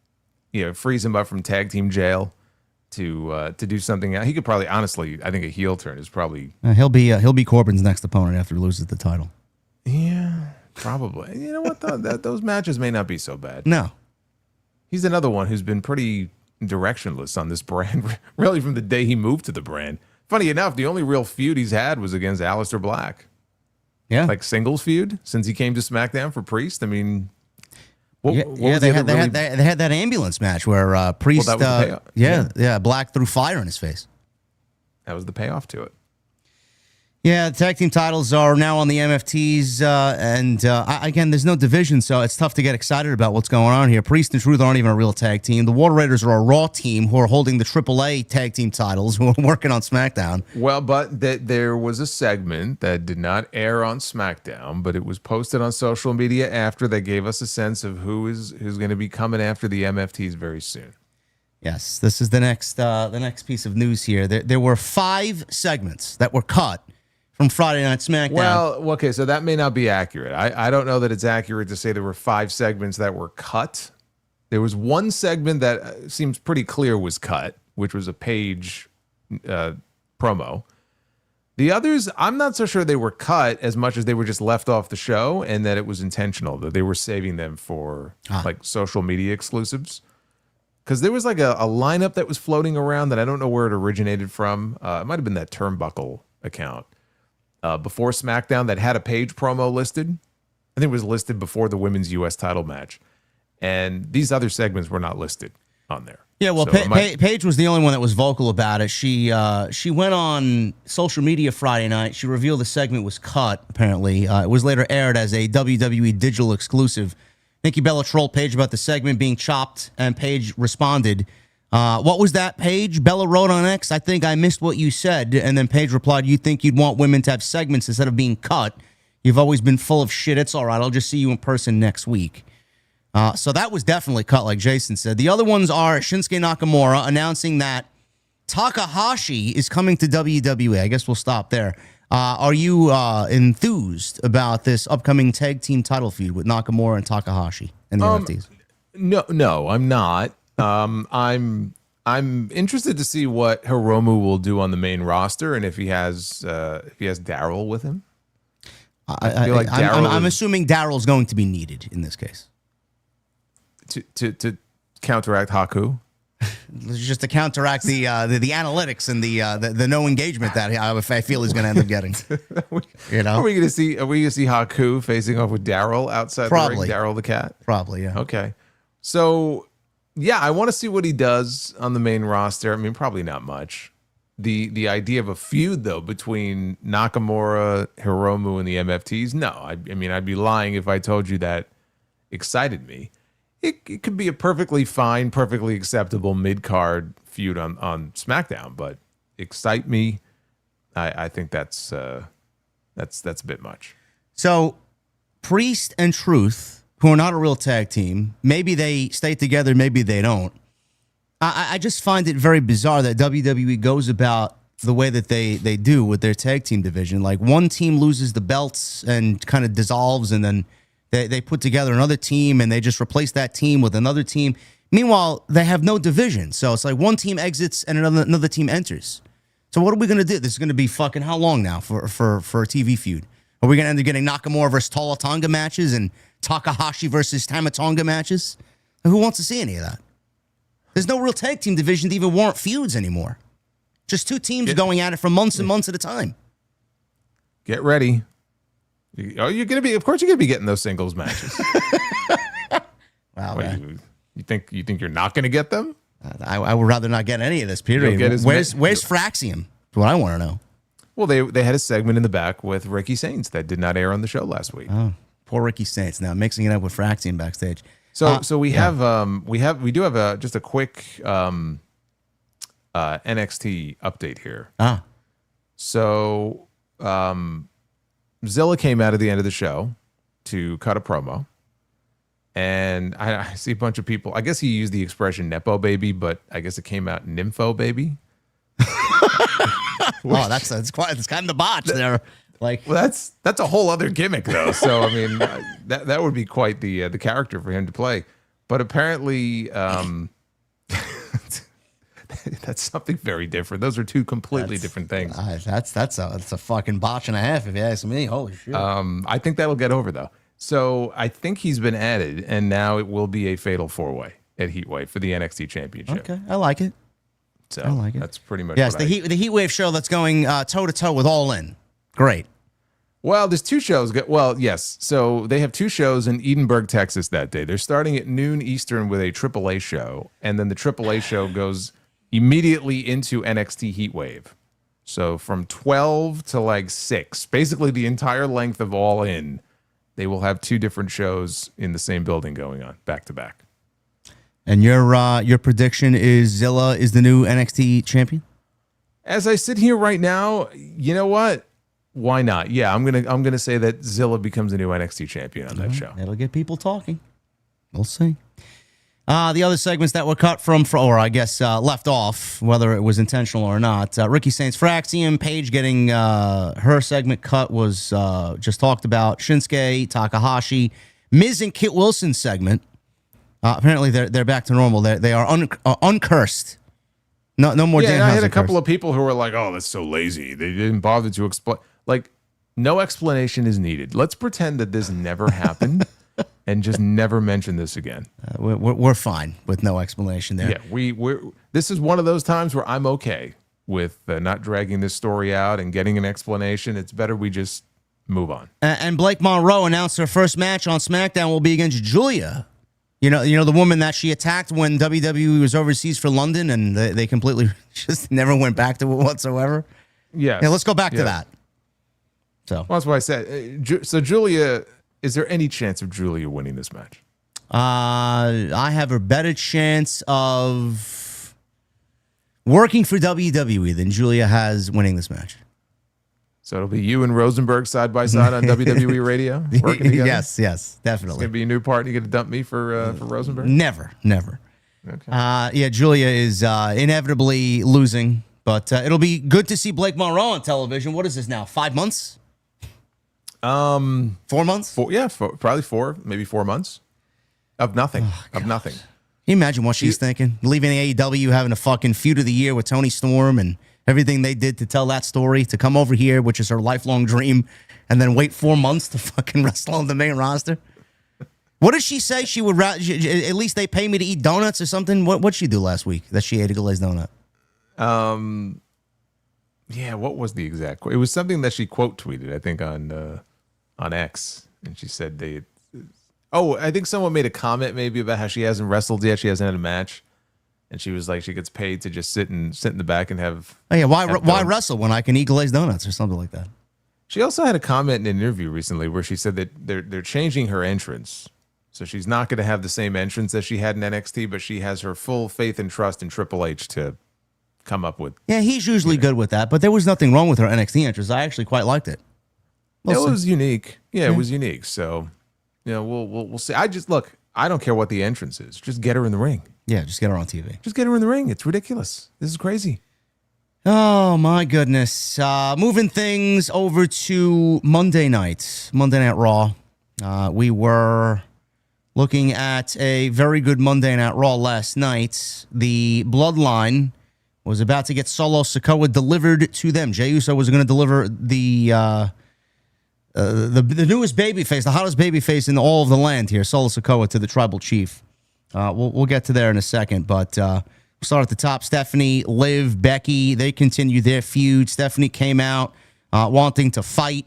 So out comes the Judgment Day ladies, and apparently Becky's out there, and they're all looking to get their hands on Liv Morgan. Really paint by number stuff here, Jason. They didn't really do anything this week that they didn't touch upon last week. I don't know where we're going with the Women's Championship situation, because I would love to see a Becky-Stephanie match one-on-one, but it looks like we may be going towards a triple threat match. What do you think about that? I was thinking maybe we would get the individual match first between Stephanie and Liv. I mean, they could go to a three-way first. Well, first we're getting Stephanie and Roxanne next week. Yeah. I would imagine after that we probably get Stephanie and Raquel, right? She has to go through each one before she gets to Liv. And then, I don't know, do they do the singles match first and then Judgment Day gets involved, Becky gets involved, it's a schmaz, and then we get a triple threat? Yeah. Or do they just go right into the triple threat? And if so, when do they do it? I don't know. What do we got coming up? Sunday night's main event. I could see something taking place there. And then that show is going to be limited to maybe 4 matches tops. Sure, I would push it to 5, but that's just me.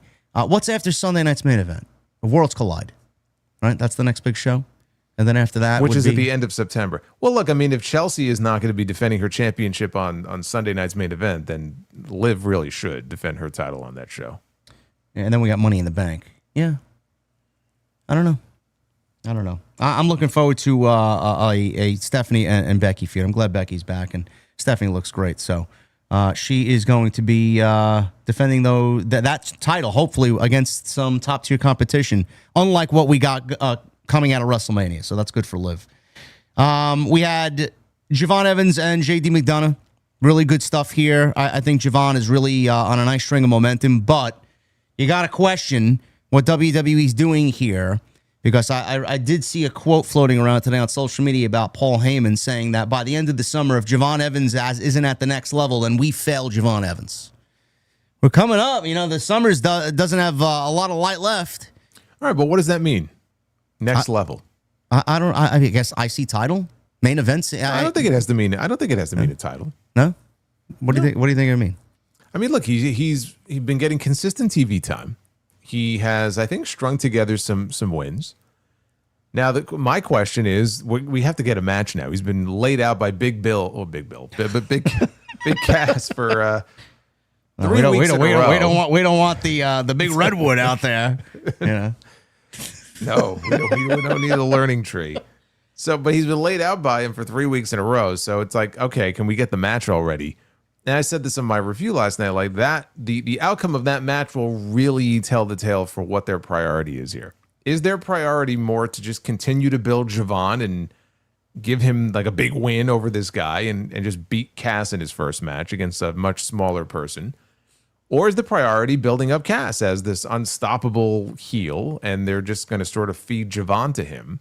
You could probably do it in a way where both guys benefit from it, where Javon, maybe he's going to lose, but like he hangs in there and has a really good showing, and he comes out of it looking strong.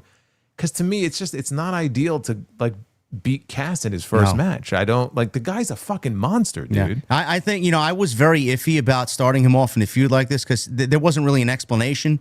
He comes out saying, well, it's nothing personal, bro. I'm just going to start stacking bodies. And then, he does it a second week, and I'm like, all right. Now he does it a third week. It's like, now you got to give me an explanation. Now it is personal. Yeah, that was really personal. But he got a lot of great heat last night. He looked fucking great. He looked better than he has in week 1.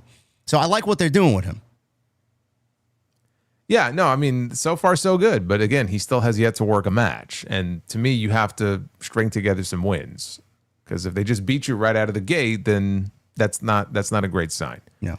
For Javon, though, he's been stringing together some wins. He's getting great reactions, too, during his matches. Like the match he had last night with JD, the crowd was solidly behind him, and they've been solidly behind him in a lot of his matches. So next level, that doesn't necessarily mean you got to put a belt on him. Next level can mean any number of things. Like, does it feel like he's getting more over with each passing week? Does it feel like the fans are responding more to him with each passing week? The answer is yes. Yeah. And there are levels to this, but to me, that is an example of kind of getting him to that next level. And then from there, he can go after a championship. Now is not the right time, though, to be having him go after the Intercontinental title. Chad Gable is just getting started. Yeah. So it's not like the only way to get somebody to the next level is to put a belt on them. Well, then it sucks to be him because this is not the right time to be doing that. Well, Cass beat up Javon at the end of this match. And for all the conspiracy theorists out there, Corey Graves did commentate over this week's attack. So you can put all that shit to bed. Hey, JD, Corey Graves didn't say anything during the first 2 weeks of Big Ass attacking Javon Evans? Yeah, I heard. Thank you. Everybody made a big deal about that. But I like this. Great heat. Like Jason said, Javon is getting very over week after week with great in-ring performances. I wouldn't necessarily put him in that Braun Breaker Obafemi camp. I don't really look at him as a main event guy. Not yet, anyway. I mean, he has all the potential to be that. But he is definitely a future piece of the company as well. So looking forward to seeing what he does. We had the Lucha Tournament continuing. We had Rey Fenix against El Fiscal. He looked like a Power Ranger. He did. I wasn't familiar with El Fiscal. Well, I know his father was a wrestler many years ago, and he came out, and I'm like, he looks like. Was there a gold? Because I said gold. People were like, "Oh, he looks like the Black Power Ranger." I thought he looked like a gold Power Ranger. I thought he like had blue. Gold. I thought he had blue and gold on. Okay, well, I thought it was more gold. Okay, but he came out, and I'm like, okay, where's like Lord? What was the?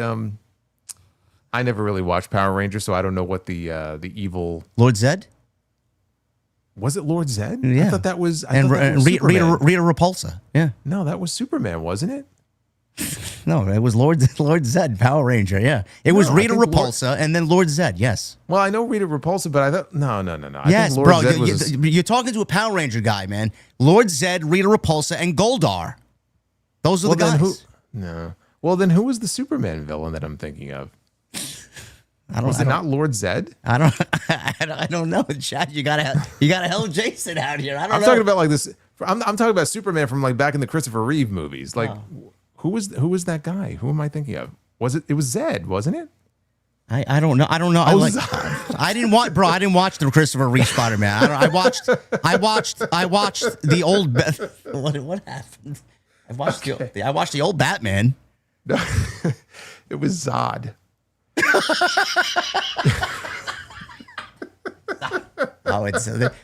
You were way off there, man. Zod. Okay, so you said okay. Well, look, I mean, it's an easy mistake to make. Fucking Zod, Zed. General Zod, yes. Okay. Yes. Yeah, because remember, like kneel before Zod. Okay, right. Yes, kneel before Zod. Fuck all of you, okay? Fuck all of you and your fucking superheroes and all this bullshit. I don't know. Yes, he looked like a Power Ranger out there. I was waiting for him to fucking get his flute and summon Dragonzord to the ring. Are you familiar with the Power Rangers and their robots? No? No, I know the putty people, right? Yeah, blah, blah, blah. Yeah, we know the putties. I know the putty people. Yeah, Rollins hired them about 4 months ago. Yes. Yes, and they were easily defeated. They were like the Foot Clan from the Ninja Turtles. Oh, man. Go easy on Jason in the chat, okay? Stick to wrestling. Man, shut the fuck up. Jesus Christ. and then in the chat, Solo, what are you drinking tonight? I don't know. Apparently, it's a little stronger than I thought it was because I got Zed and Zod mixed up. Fuck me, I guess, right? What a terrible mistake to make. What an awful mistake, man. Disrespecting General Zod. Anyway, this Lucha tournament, man, this guy got no reaction out there. Very difficult to get invested. Plus, the match is predictable because I don't think anybody thought Rey Fenix was losing this match. They went 9 minutes. It's a good showcase for AAA talent. Then you got Corey Graves, who commentates AAA on commentary here, so he's giving us the background that we need. Did this do anything at all for you? I mean, I didn't really give a shit. It's just generic WWE uninspired Lucha Libre.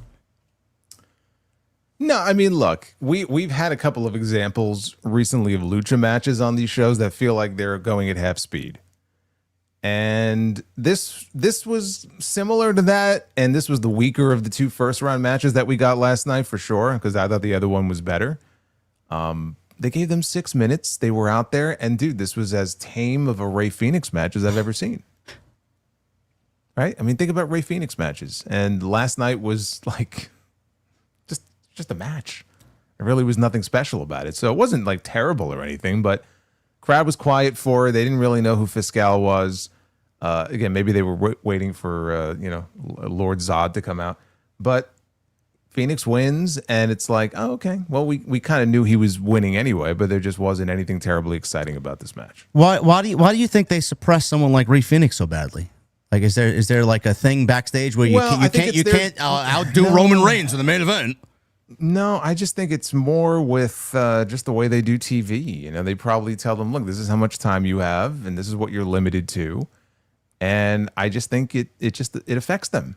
You know, they're not going to go out there. And part of it is this quote unquote WWE style, where they're not going to want them going out there doing stuff that's too outrageous, you know, or too crazy.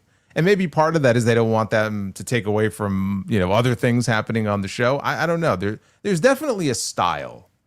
I don't know that there's a specific definition for WWE style. You hear that expression used, but just watch some of these matches on a WWE show and watch a similar match, whether it's AEW or somewhere else, and they definitely work differently. They slow the pace down. I think part of it, though, is just the nature of TV and how much time they're given. They had 6 minutes. The match we had later with Dragon Lee and who was it? Dragon Lee and who was his opponent? It was Elio del Dr. Wagner Jr. Oh yeah, another one. Yeah. That got 11 minutes. So yeah, but the thing, I get what you're saying, but I remember how long ago was it? Not too long ago. We saw Javon Evans and Dragon Lee wrestling in a match. They went like 9 minutes. They fucking tore the house down for 9 minutes. It's like they wrestled more of a lucha libre match than the actual luchas on this show in this tournament. Well, I mean, they a little bit, but also just the crowd at least knew who they were. And so when you're bringing in people that they're not familiar with, they're not going to react to them.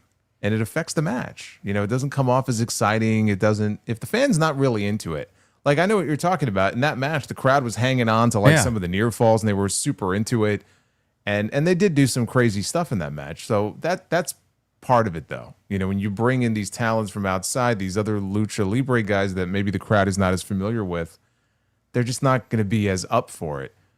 But yeah, I mean, they don't, it doesn't feel like they're wrestling like an exciting lucha style. They're just having a match between two people who aren't over on this show. And so there's nothing terribly exciting about that. But this was the weaker of the two matches that we had last night. Well, if WWE wants to get in bed with Lucha Libre, then they should allow the Luchas to do Lucha Libre. That's just the way that I see it. No, but see, JD, you got it all wrong. They're going to teach them the WWE Lucha way. Yeah. That's why that quote that AJ Styles had just annoyed the shit out of me when he was talking about, I hope WWE goes and buys a promotion in Japan. They could do with them what they've done with AAA. And, you know, he made some comment to the effect of, we're not changing what they do.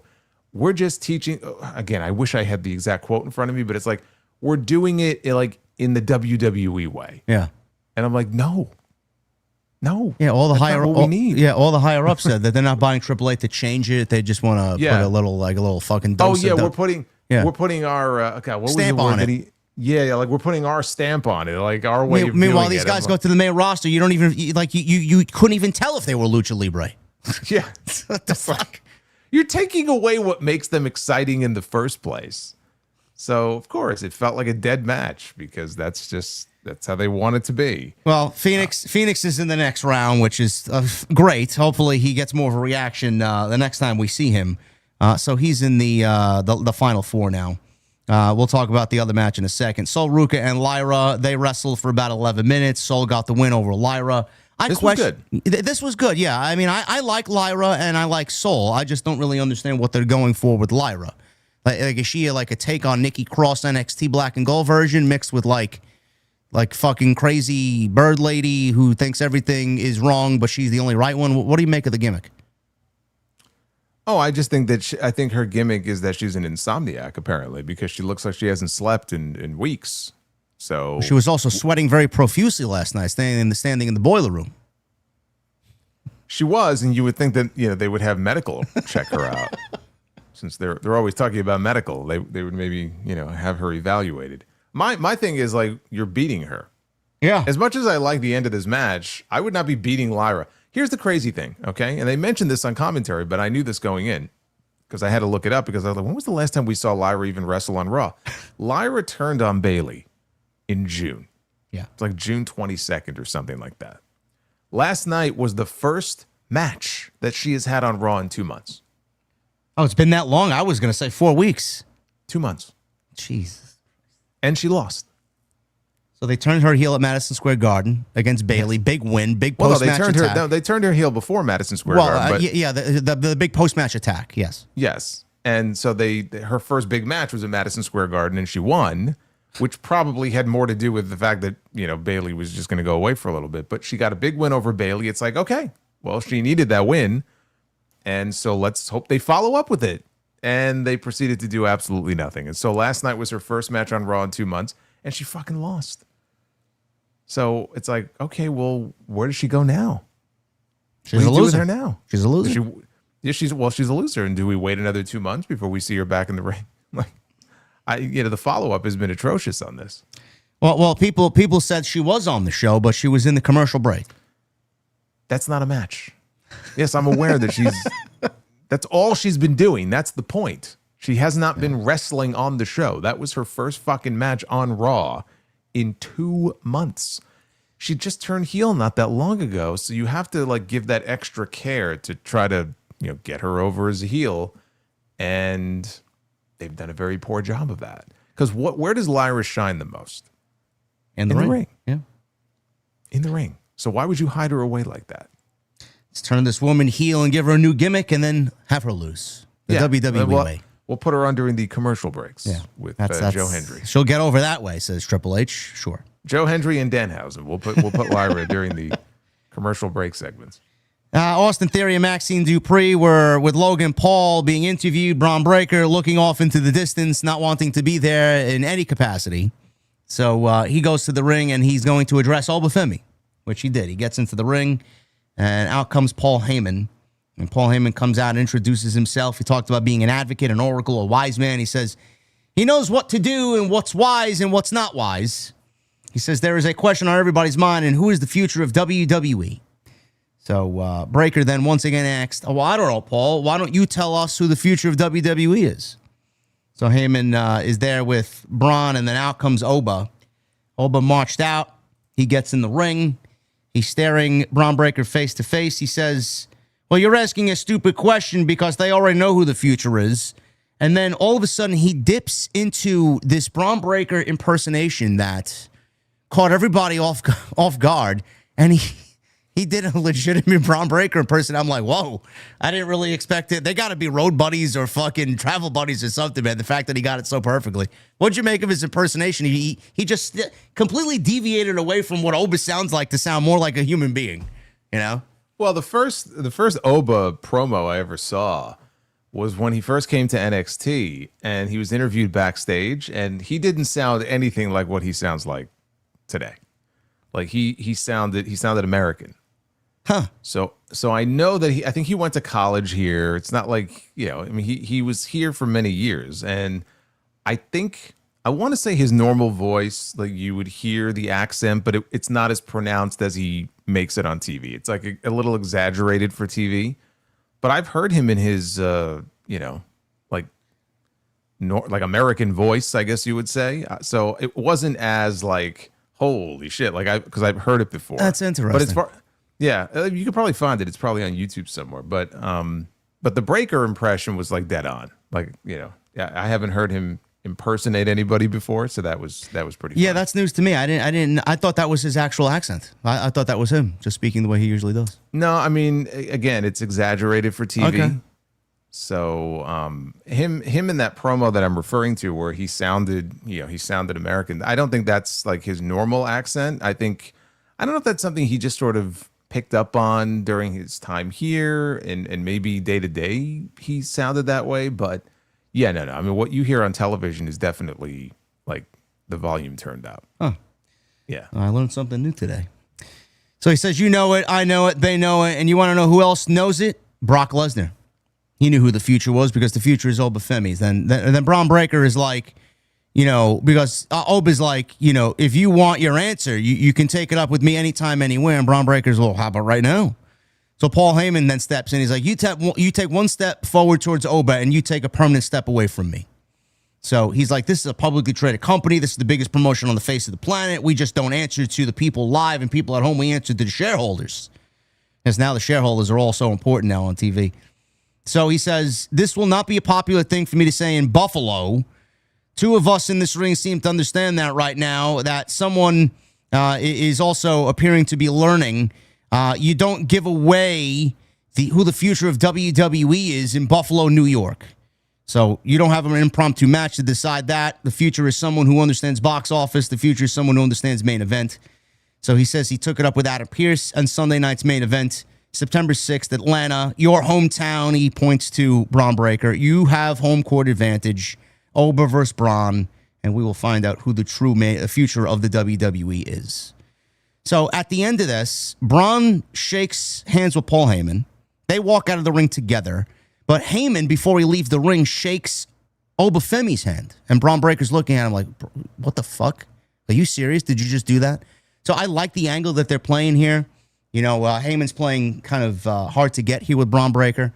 But, man, I'm so happy that we're getting this because I was very vocal about them not doing this match in the King of the Ring semifinals. I'm like, we cannot be afraid to do matches like this so early on to give people a glimpse of what the future is going to be. And there was no real, direction for Oba coming out of the Hell in a Cell with Brock Lesnar. And everybody was wondering, what are they going to do with Oba? Are they just going to have him wait around till Roman and WrestleMania? Him winning the Rumble and then go to Mania? Nobody knew where they were going to go with him. But I am so glad that they're doing this because, like I said then, and I'm going to say it now, we can't be afraid to do matches like this. This is what we need to see. Yeah, no, absolutely. And I just sent you a link in the StreamYard chat if you want to just listen to that while I talk here. But yeah, I mean, I thought the segment, it was brief, what we got last night, but it was exactly what we needed. I'm happy that we're getting the match in a couple of weeks. They're not making us wait for it. I mean, it's been pretty clear over the last couple of weeks that we weren't going to have to wait too long to get this match. And, Heyman, the only thing that I'm a little worried about, I don't want there to be this overemphasis on Heyman, where it's all about Heyman. Because we've been down this road before, right? We did this with the WrestleMania Night 1 main event last year where he had three of the biggest stars in the entire company, and it was all about Paul Heyman. And where does his allegiance lie? And the big Heyman turn at the end. He turned multiple turns by Paul Heyman. This doesn't need to revolve around Heyman. Keep it to these two guys. This is what gets people excited, seeing them in the ring, going toe-to-toe like this. And I just don't want it to turn into the Paul Heyman story. That's maybe my only concern, but I'm glad we're getting it. And that was the second big match that we've had confirmed now for Sunday night's main event. We know Cody and Randy, and now this one was made official as well. Yeah, I like this. And Sunday night's main event is shaping up to be a big show. We got this announced, Oba and Braun, and then we got Randy and Cody announced for that show as well, with more to be added. So looking like a PLE on Peacock. So I'm here for it. Elsewhere on... Which is going to be a little more expensive, by the way. Yes. They. I have this note here. They are actually raising the prices of Peacock. Again. August 18th took effect for new and returning customers and hits current subscribers on their next billing cycle after September 17th. Peacock Premium, the ad-supported plan, moves from $10.99 to $12.99. Premium Plus moves from $16.99 to $19.99. That's ridiculous. Peacock Select Tier, which carries current and past seasons of NBC and Bravo shows, but excludes movies, live sports, and Peacock originals, moves from $7.99 to $8.99. Annual plans rise as well, from Premium being $129, Premium Plus not $199, and Select is now $89.99. It's making me question why even pay for Peacock anymore. I don't watch anything but Saturday night's main event on there. Yeah, well, then you have no reason to subscribe to Peacock unless you have some TV shows you watch on there. Every now and then there'll be like a new movie released. Like I remember when the last Halloween movie premiered on streaming. I'm pretty sure it was on Peacock, but it's rare. I mean, outside of these shows that they do, 4 times a year, I have no reason to even have Peacock. I don't watch anything on there. No, me neither. So the increase matters here. Listen to this. Raw airs on Netflix, where plan starts at $7.99 per month with ads. SmackDown airs live on USA Network, which requires a cable or satellite package or a live TV streaming service. NXT airs on CW, which remains free over the air with antenna and through the CW app. Premium live events move to ESPN, whose direct-to-customer service launched at $29.99 per month. Saturday Night's Main Event now airs on Peacock starting at $12.99.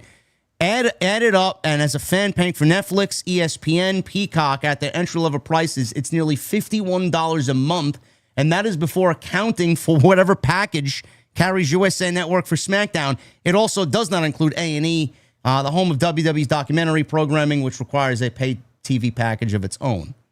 That's ridiculous. Yeah, it's pretty ridiculous. Although somebody did, JoJo mentioned in the chat, this was relevant for you.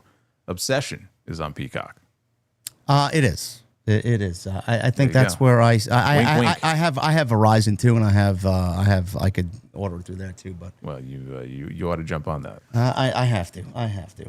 I'm very slow to get these things. I told Jason I just started watching Dark Side of the Ring. I told him I watched the Big Boss Man and the Renegade episode, so I'm just kind of getting my bearings. I'll get to it eventually. So yeah, that's being raised there. Elsewhere on this show. Dr. Wagner Jr. and Dragon Lee. Dragon Lee advances to the next round. So we now have Penta, La Parka, Dragon Lee, and Rey Fenix. So I'm assuming everybody's thinking that we get Rey Fenix and Penta. It could very well be Dragon Lee and Penta. WWE would be stupid not to do Phoenix and Penta here. Well, they may not want to. That would be the match to do, but the one match in this tournament that really has any drama to it, if there is one, is the Dragon Lee and Phoenix match, because that's the only one that could reasonably go either way, and it should really only go one way. But I could see it going to Dragon Lee, Penta, and I mean, come on, man, Penta and La Parka. We know how that's going. I mean, we know who's winning the tournament, so I mean, it's not like there's some big surprise here. Penta and Phoenix on that August 31st Raw, which I don't believe is airing live. So yes, Raw next week is airing at 6 p.m. Eastern. They're doing a double taping for Labor Day. They're doing a double taping also, I believe, on the 28th. So Raw on the 31st, which would have the finals of this tournament, I don't believe is airing live. Ah, okay. So just be aware of that. The results of the tournament will likely be floating around for a few days before it actually airs on Netflix.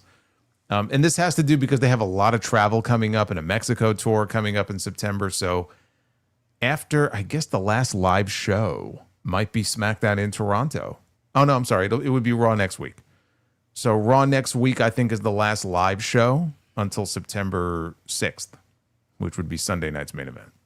Get ready for those piped-in crowd noises. Love it. Exciting. Yeah, the thing with those shows is, it's taped. You can just feel it, you see it, you hear it. It's like it's not fun. You can hear it, right? Yeah. It sounds different. Yes. Being two audio guys who conduct podcasts every week, we know what sounds good and what sounds bad. So yes, we definitely see it. Any chance La Parka dances his way into the finals and stares face to face with Roman Reigns? Well, only if Penta breaks his leg. I mean, God forbid. That's about the only shot he's got. I don't see that happening. No. But look, I mean, everything is set up perfectly for the idea that I outlined like weeks ago. I hope you're right.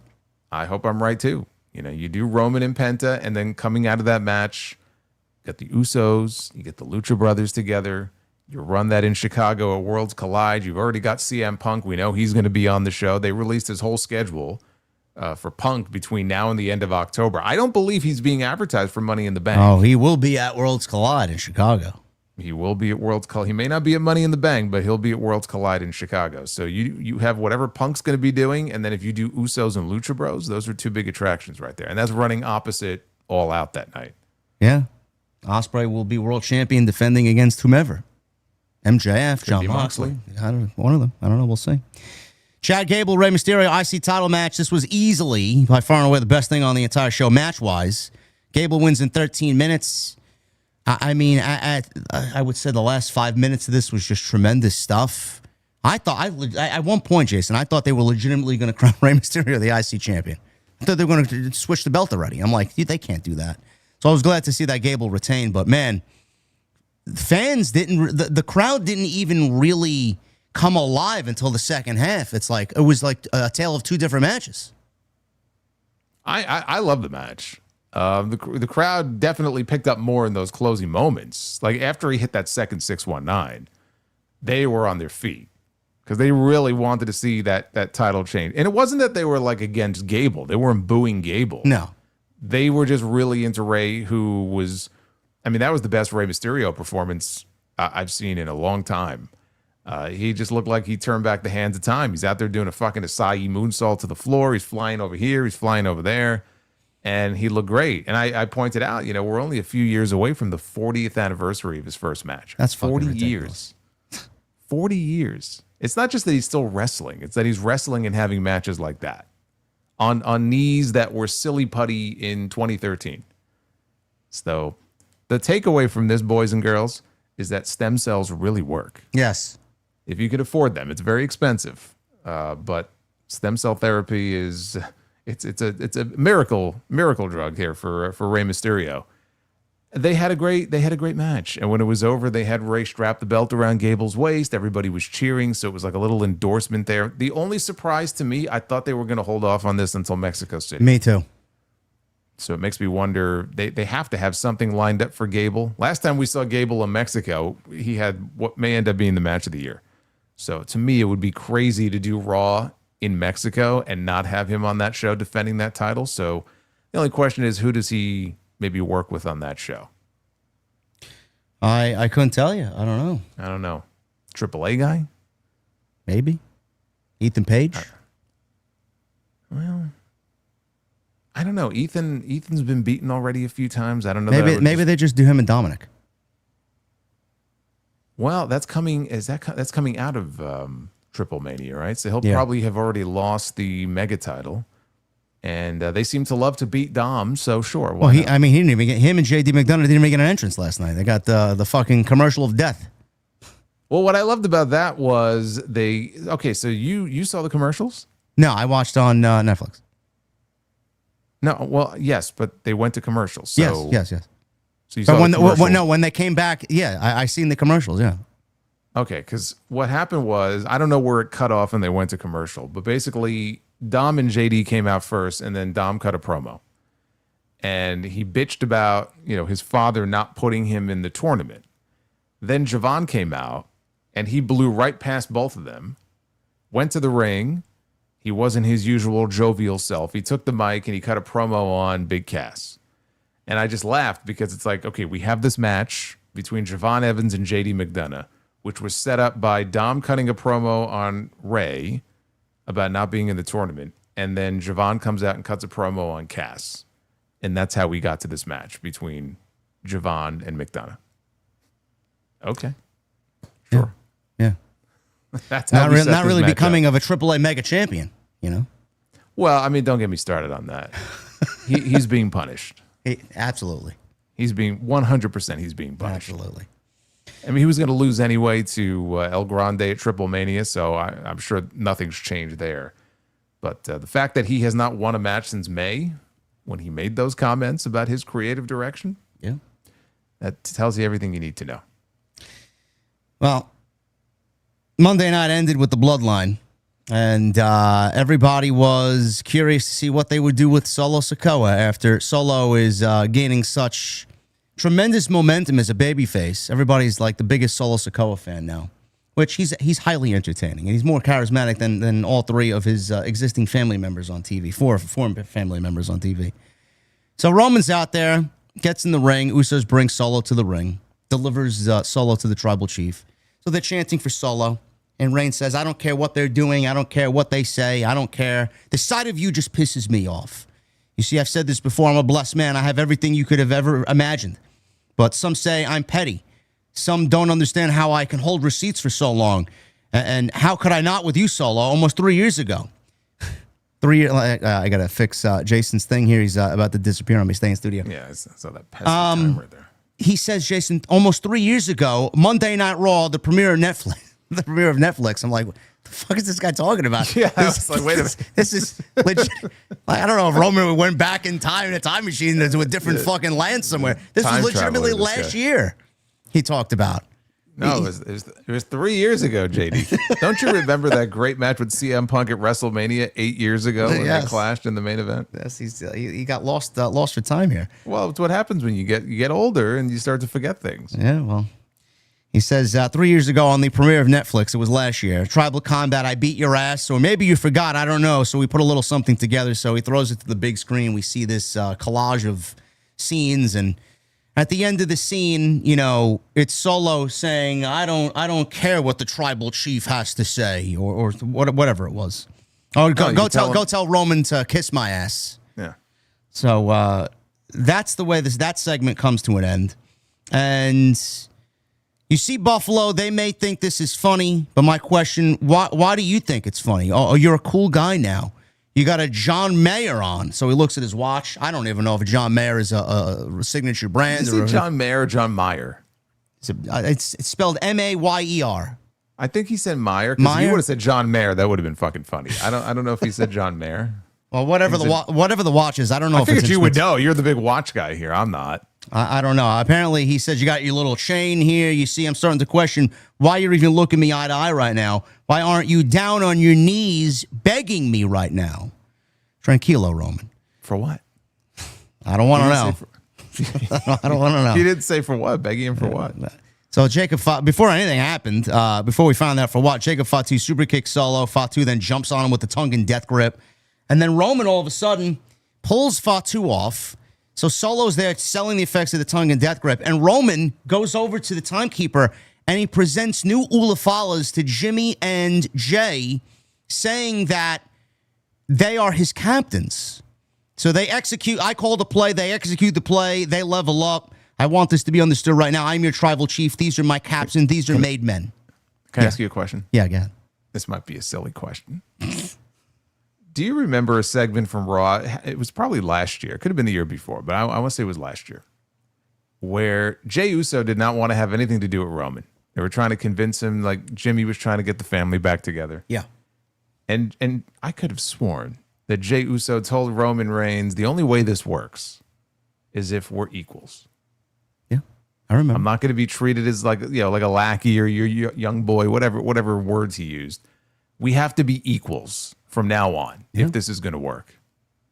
And Roman agreed to that.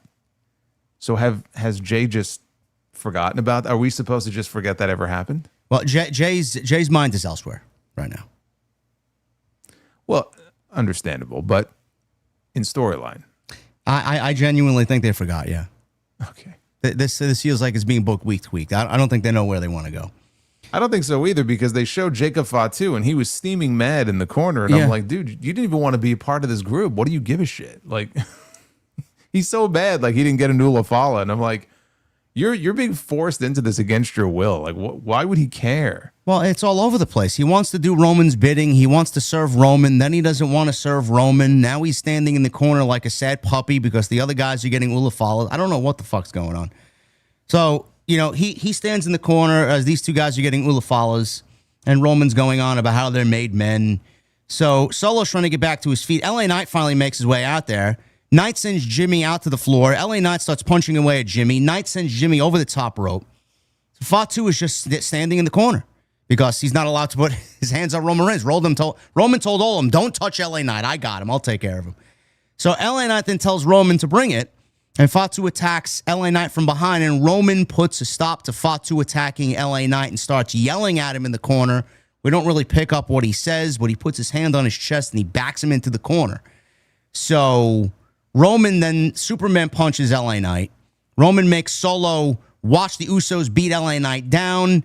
Roman reminds Solo that he brought him into the WWE and he's got some tough decisions to make. So he tells Solo to send LA Knight home with the Samoan spike.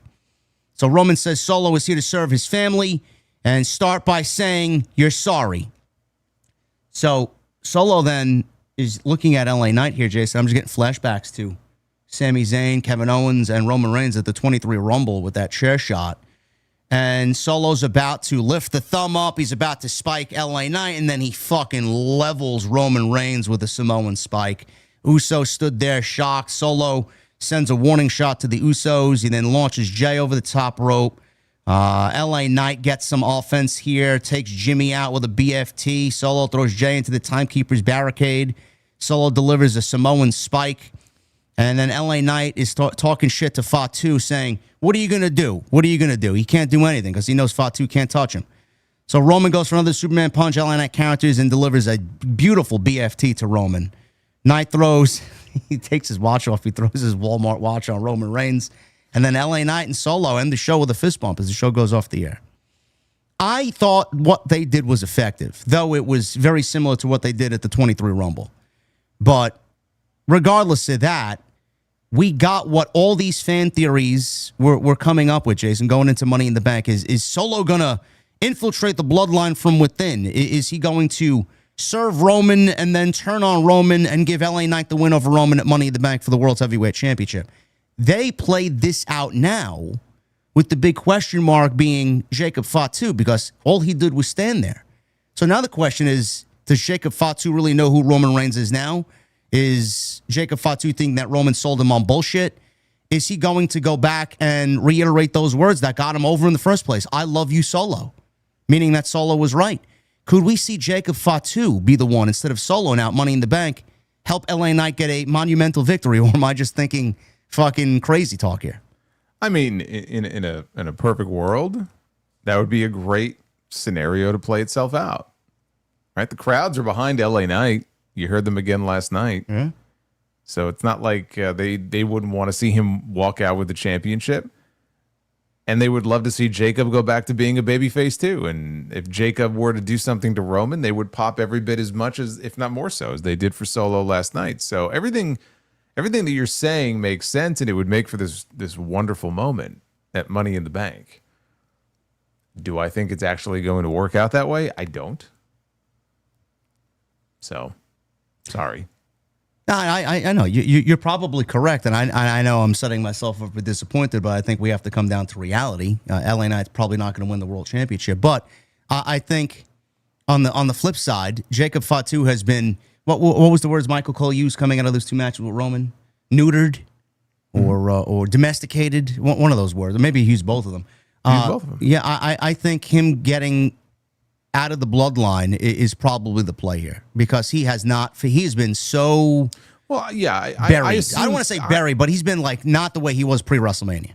I assume that's what the end goal is here. I always figured, and I still do, that when the time comes that Roman is ready to go away again for a while, probably when he loses the championship, Jacob would do the big turn and he would assume the Roman role. And we would get basically Jacob Fatu leading the bloodline, or leading his own bloodline. And so eventually, when Zilla comes to the main roster, Zilla would be with him. We know those two are tight. Yeah. And so Zilla could be with him in a similar kind of way to where, like, Solo used to be the enforcer for Roman in the bloodline. That could be the role that Zilla is in with Jacob. And that's kind of where I always assumed things were going to lead. And like in the end, Jacob will get that spot because he has been diminished, domesticated, whatever word you want to use. He's taken a back seat right now, and he's not at the level or in the position that he was in even 6 months ago. The only question is, when do they do that? Is that a WrestleMania angle, or do they do it at Money in the Bank? Yeah. Because if let's say Roman loses to LA Knight and he wins the championship, does that mean Roman goes away for a while? Because Roman's advertised, I think, from Survivor Series, isn't he, and War Games and all that. So it doesn't look like he's going away in the latter part of the year. Maybe not. Maybe after Survivor Series he will. I don't know. Money in the Bank. Do they shoot this big angle at Money in the Bank and take the belt off Roman? I find that very hard to believe that they would do all of this in Money in the Bank. Yeah, that's a little too much. That's a lot. Yeah, that's a lot for. And I'm not saying Money in the Bank hasn't become like a major show for them over the years, but it's hard for me to envision that all of these things are going to happen at Money in the Bank, and then how does that affect the War Games picture as far as who's in War Games, what the teams are? I don't know. It's just I can't see that all happening that way. But It would be great if it did. It would make a lot of sense. It would be a happy moment for the fans. I don't see it playing out that way. Yeah, I don't have this play out at Mania. If you're gonna crown Oba and Roman as the guy to do it, I think Oba needs to beat Roman clean. I just play it out now. Set it up for War Games. Fatu, Solo, LA Knight, and Royce Keys against Roman, Jimmy, Jay, and whomever else you want to put on that team. I don't know if it's going to be 4-on-4, 5-on-5. If Zilla's going to be a part of it in Houston, if McIntyre comes back and he moves over to Monday night and fucking picks up that Bloodline Hunter gimmick he was doing, I don't know where Rollins fits in. I don't know. Well, McIntyre, when he comes back, he should be on Raw. Yeah. Yeah, I mean, SmackDown, they're very top-heavy right now when it comes to big names in the world title picture. So I think when the time comes for McIntyre to be back on TV, he should be on Monday nights. Yeah. And is that as a heel? Is that as a babyface? If he's doing the Bloodline Hunter thing, then that would make him a babyface. Yeah. So that's the only question. I don't know what kind of alignment they want him to be. Yeah, that's why I say it's too early to really figure like what the War Games teams are going to be. It's nice to kind of like fantasy book and be like, well, what's it going to look like? But like, it's still too early to know. Like, are we going to get a mix of Raw and SmackDown? Is it just going to be Raw people and it's going to be Bloodline only? And who's the champion going to be come November? We don't fucking know. No, we don't know. There was a call from AJ Styles in regards to LA Knights. I've never seen anybody more ready to be a champion right now than LA Knights. I know I keep harping on this, but I can't be the only one that thinks this way. He's got all the tools. Give him the opportunity. He knows what comes with being a champion. He's got it.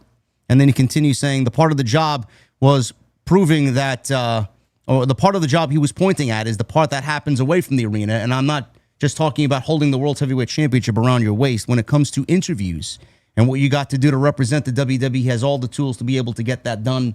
And I think he'd do it flawlessly. I don't think anybody's doubting him.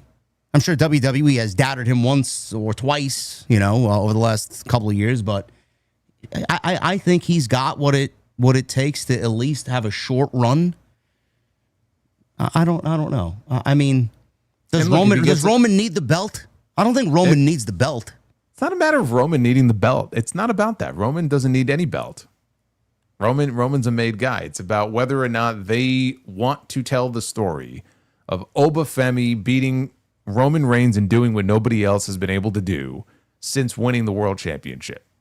If they want him to be the guy who succeeds where everybody else has failed, Punk failed, Rollins failed, Knight failed, this guy failed, that guy failed, but Oba was the one who finally was able to beat Roman Reigns, then nobody can beat Roman until you get to that match with Oba. That's the whole point.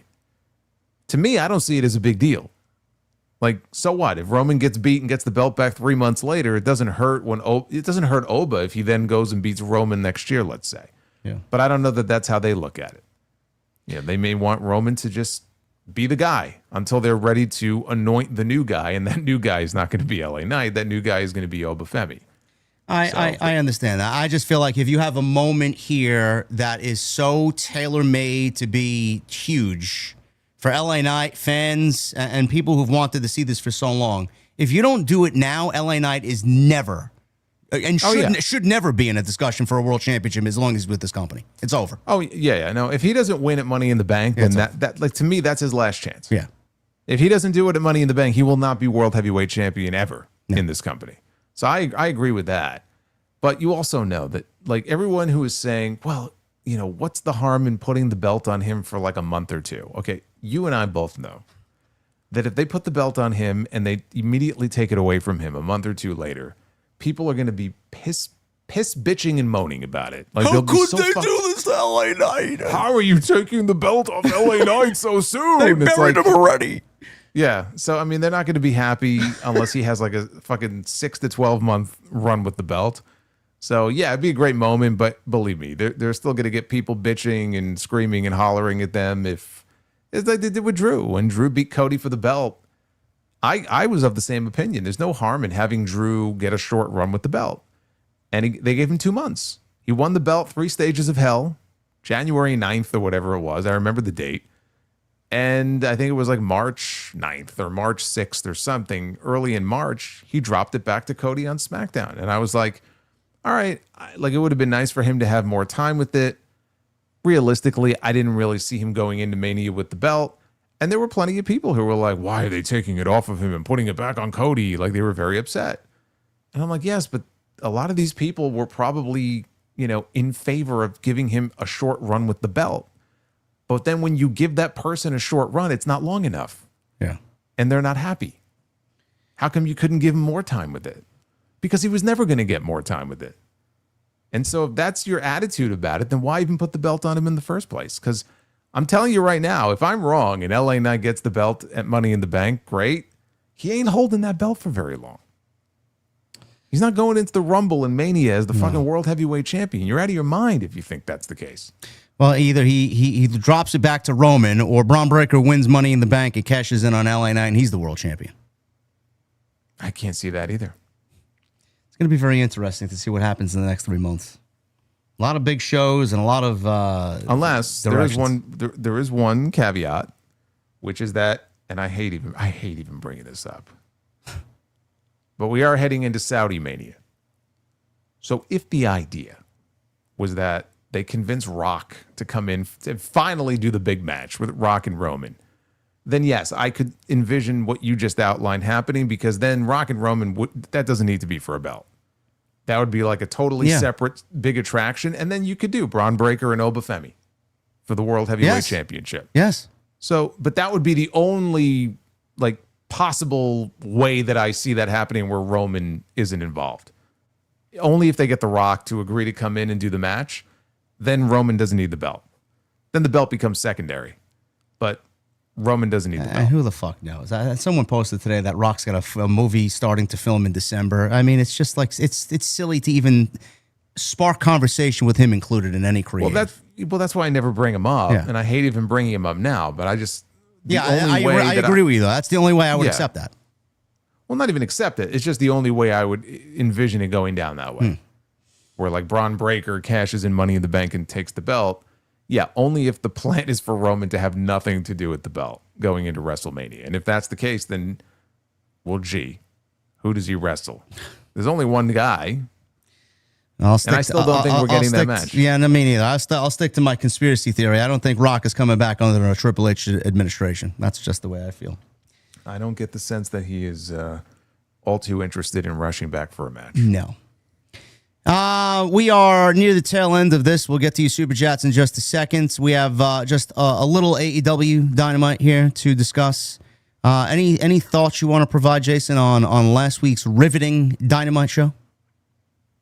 I'm trying to remember what happened on that show. I have it pulled up here. Let's see.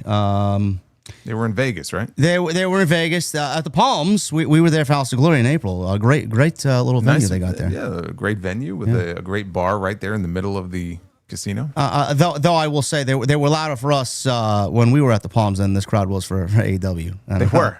They actually were. I don't know what that says. But Will Ospreay's out there with Kenny Omega. Don Callis, he comes on out and he had a promo about Ospreay, and he goes on about Omega 2. I don't remember what he said word for word, but Callis says he couldn't wait to exploit Will Ospreay. Kenny Omega in 2020 screwed Jon Moxley, won the AEW title. Obviously, history was made there. Omega made a critical error, Callis said, and said that in 2023, he reminded Omega who his real daddy was, stabbing Omega in the face, putting him in the hospital. You know, and then out comes Don Callis' family bench players, RPG, Vice, Jake Doyle, and Mark Davis. They all hit the ring. They attack Ospreay. And then Kenny Omega comes out and makes the save. And I think there was a steel pipe involved. And he saved Ospreay from a beatdown from the Don Callis family. And then, Jason, he says, I'm not going to be able to help you. And this is the last time I'm going to help you like this. And then took his hand, offered him a hand to get up. And then Ospreay says, I understand. But I appreciate the help, but I didn't ask for it, nor will I ever need it again. And that's the way the segment ended. So now coming up on Wednesday's Dynamite tomorrow night, this is what they have both of these guys doing who are in the main event of All In, their biggest show of the year. Kenny Omega's teaming with the Young Bucks against El Clone, Mark Davis, and Jake Doyle.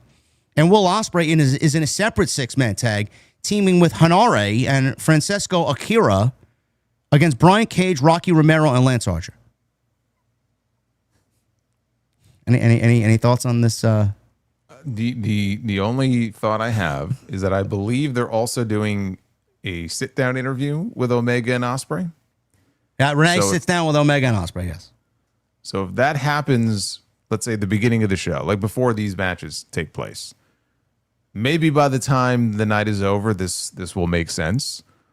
Like, just you describing these matches to me makes me wonder if we're going to see in one match one of these guys helping the other.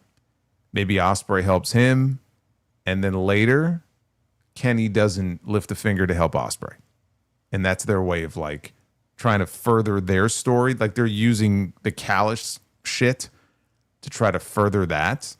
I mean, I can't say that doesn't really do a whole lot for me, but maybe after the sit down interview, it'll make sense. I don't know.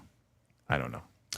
Yeah, very confusing. It's I don't know. I'm more interested in the sit down interview than either of these two trios. Me neither. I mean, Tony's got a love for trios matches, nothing trio matches at that. So that's happening there with the main event of All In. MJF won the number 2 spot in the gauntlet match over Nick Wayne and Speedball Mike Bailey. Entertaining stuff from MJF, but after the match was over, he took the microphone and told us this was all going to happen. The champ has never lost a day in his life. He's walking into Wembley as the champion, and nothing is going to stop him. So Andrade's music hits, and MJF looks shocked that it's all a ruse. MJF then asks, how you know Andrade isn't here? It's because I whooped his ass last week, and he's a gutless worm.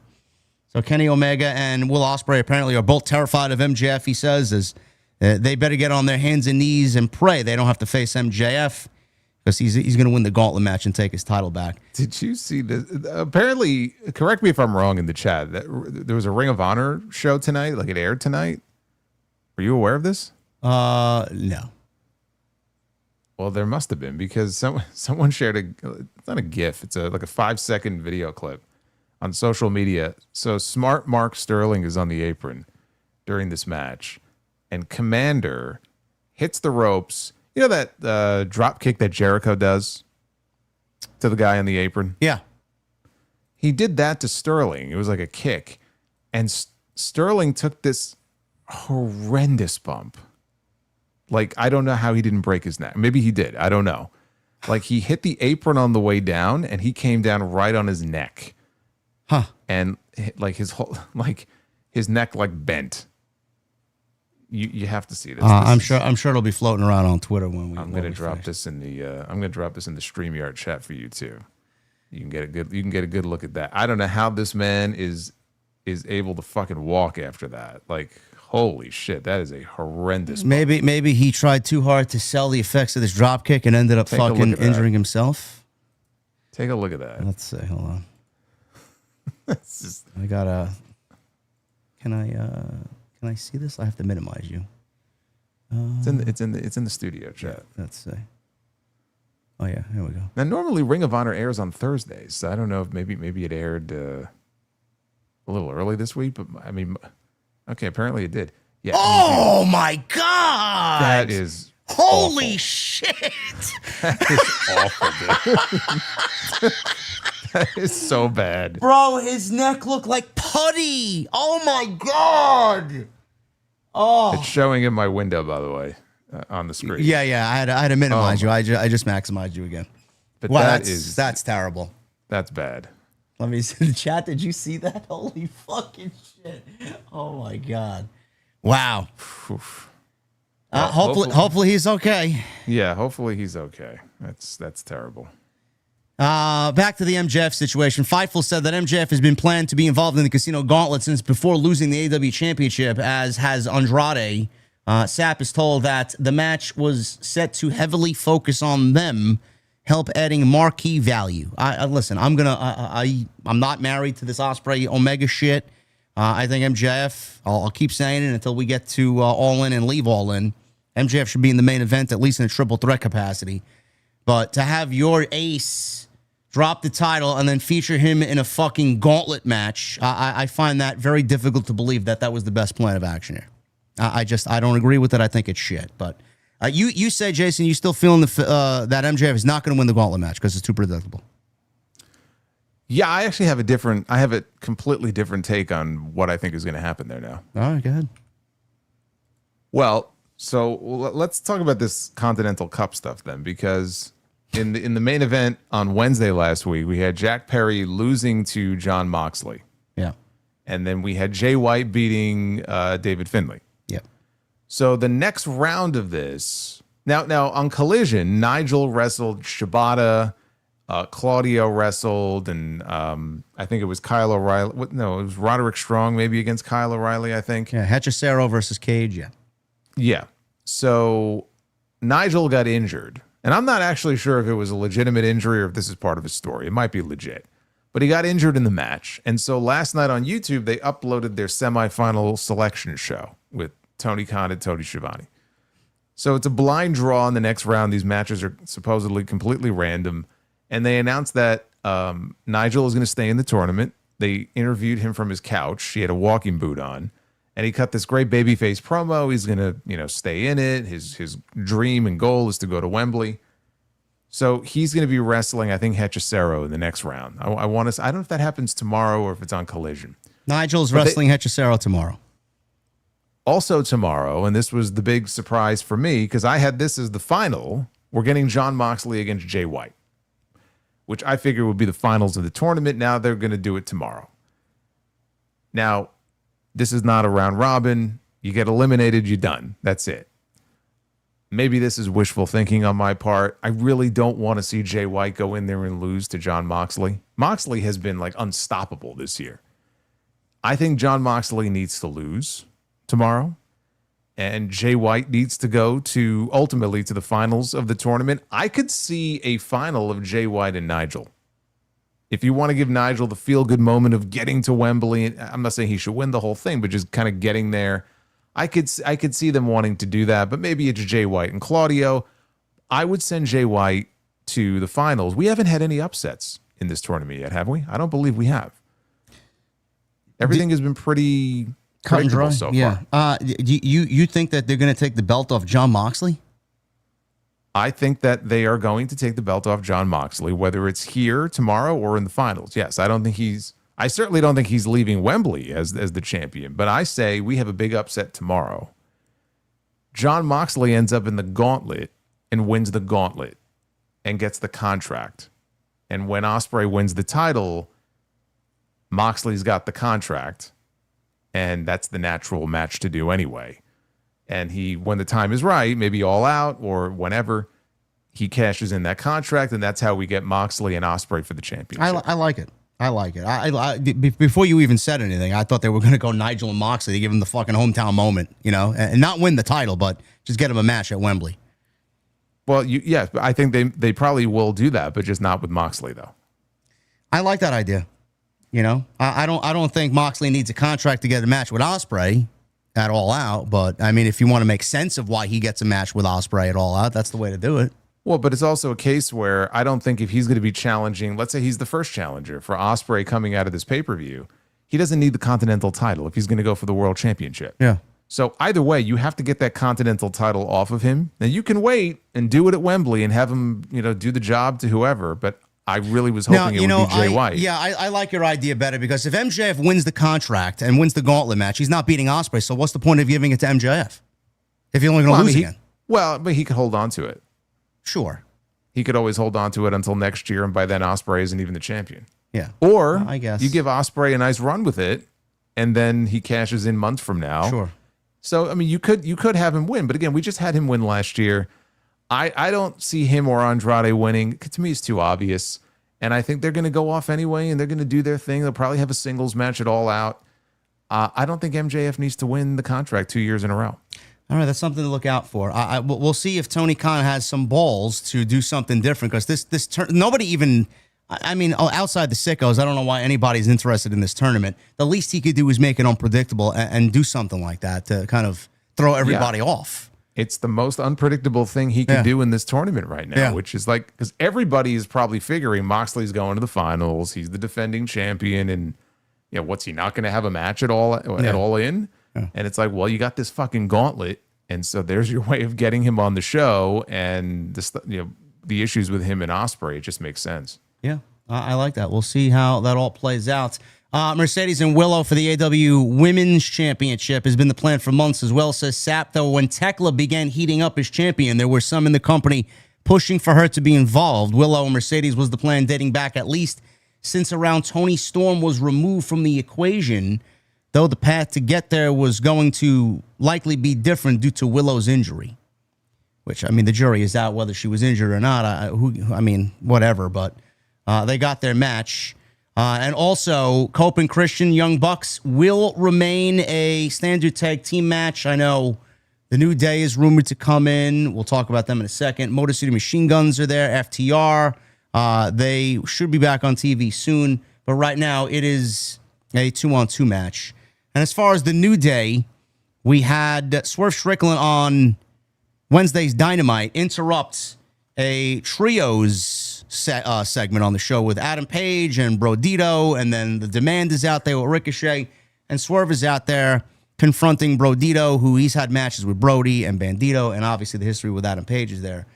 So he's the only one without partners if he's going to be factored into a trios program, Jason, going for the titles at Wembley Stadium. And obviously got people running with the speculation that his partners could end up being Austin Creed and Kofi, the former New Day, whatever they may be named in AEW. Daybreak is what people are running with.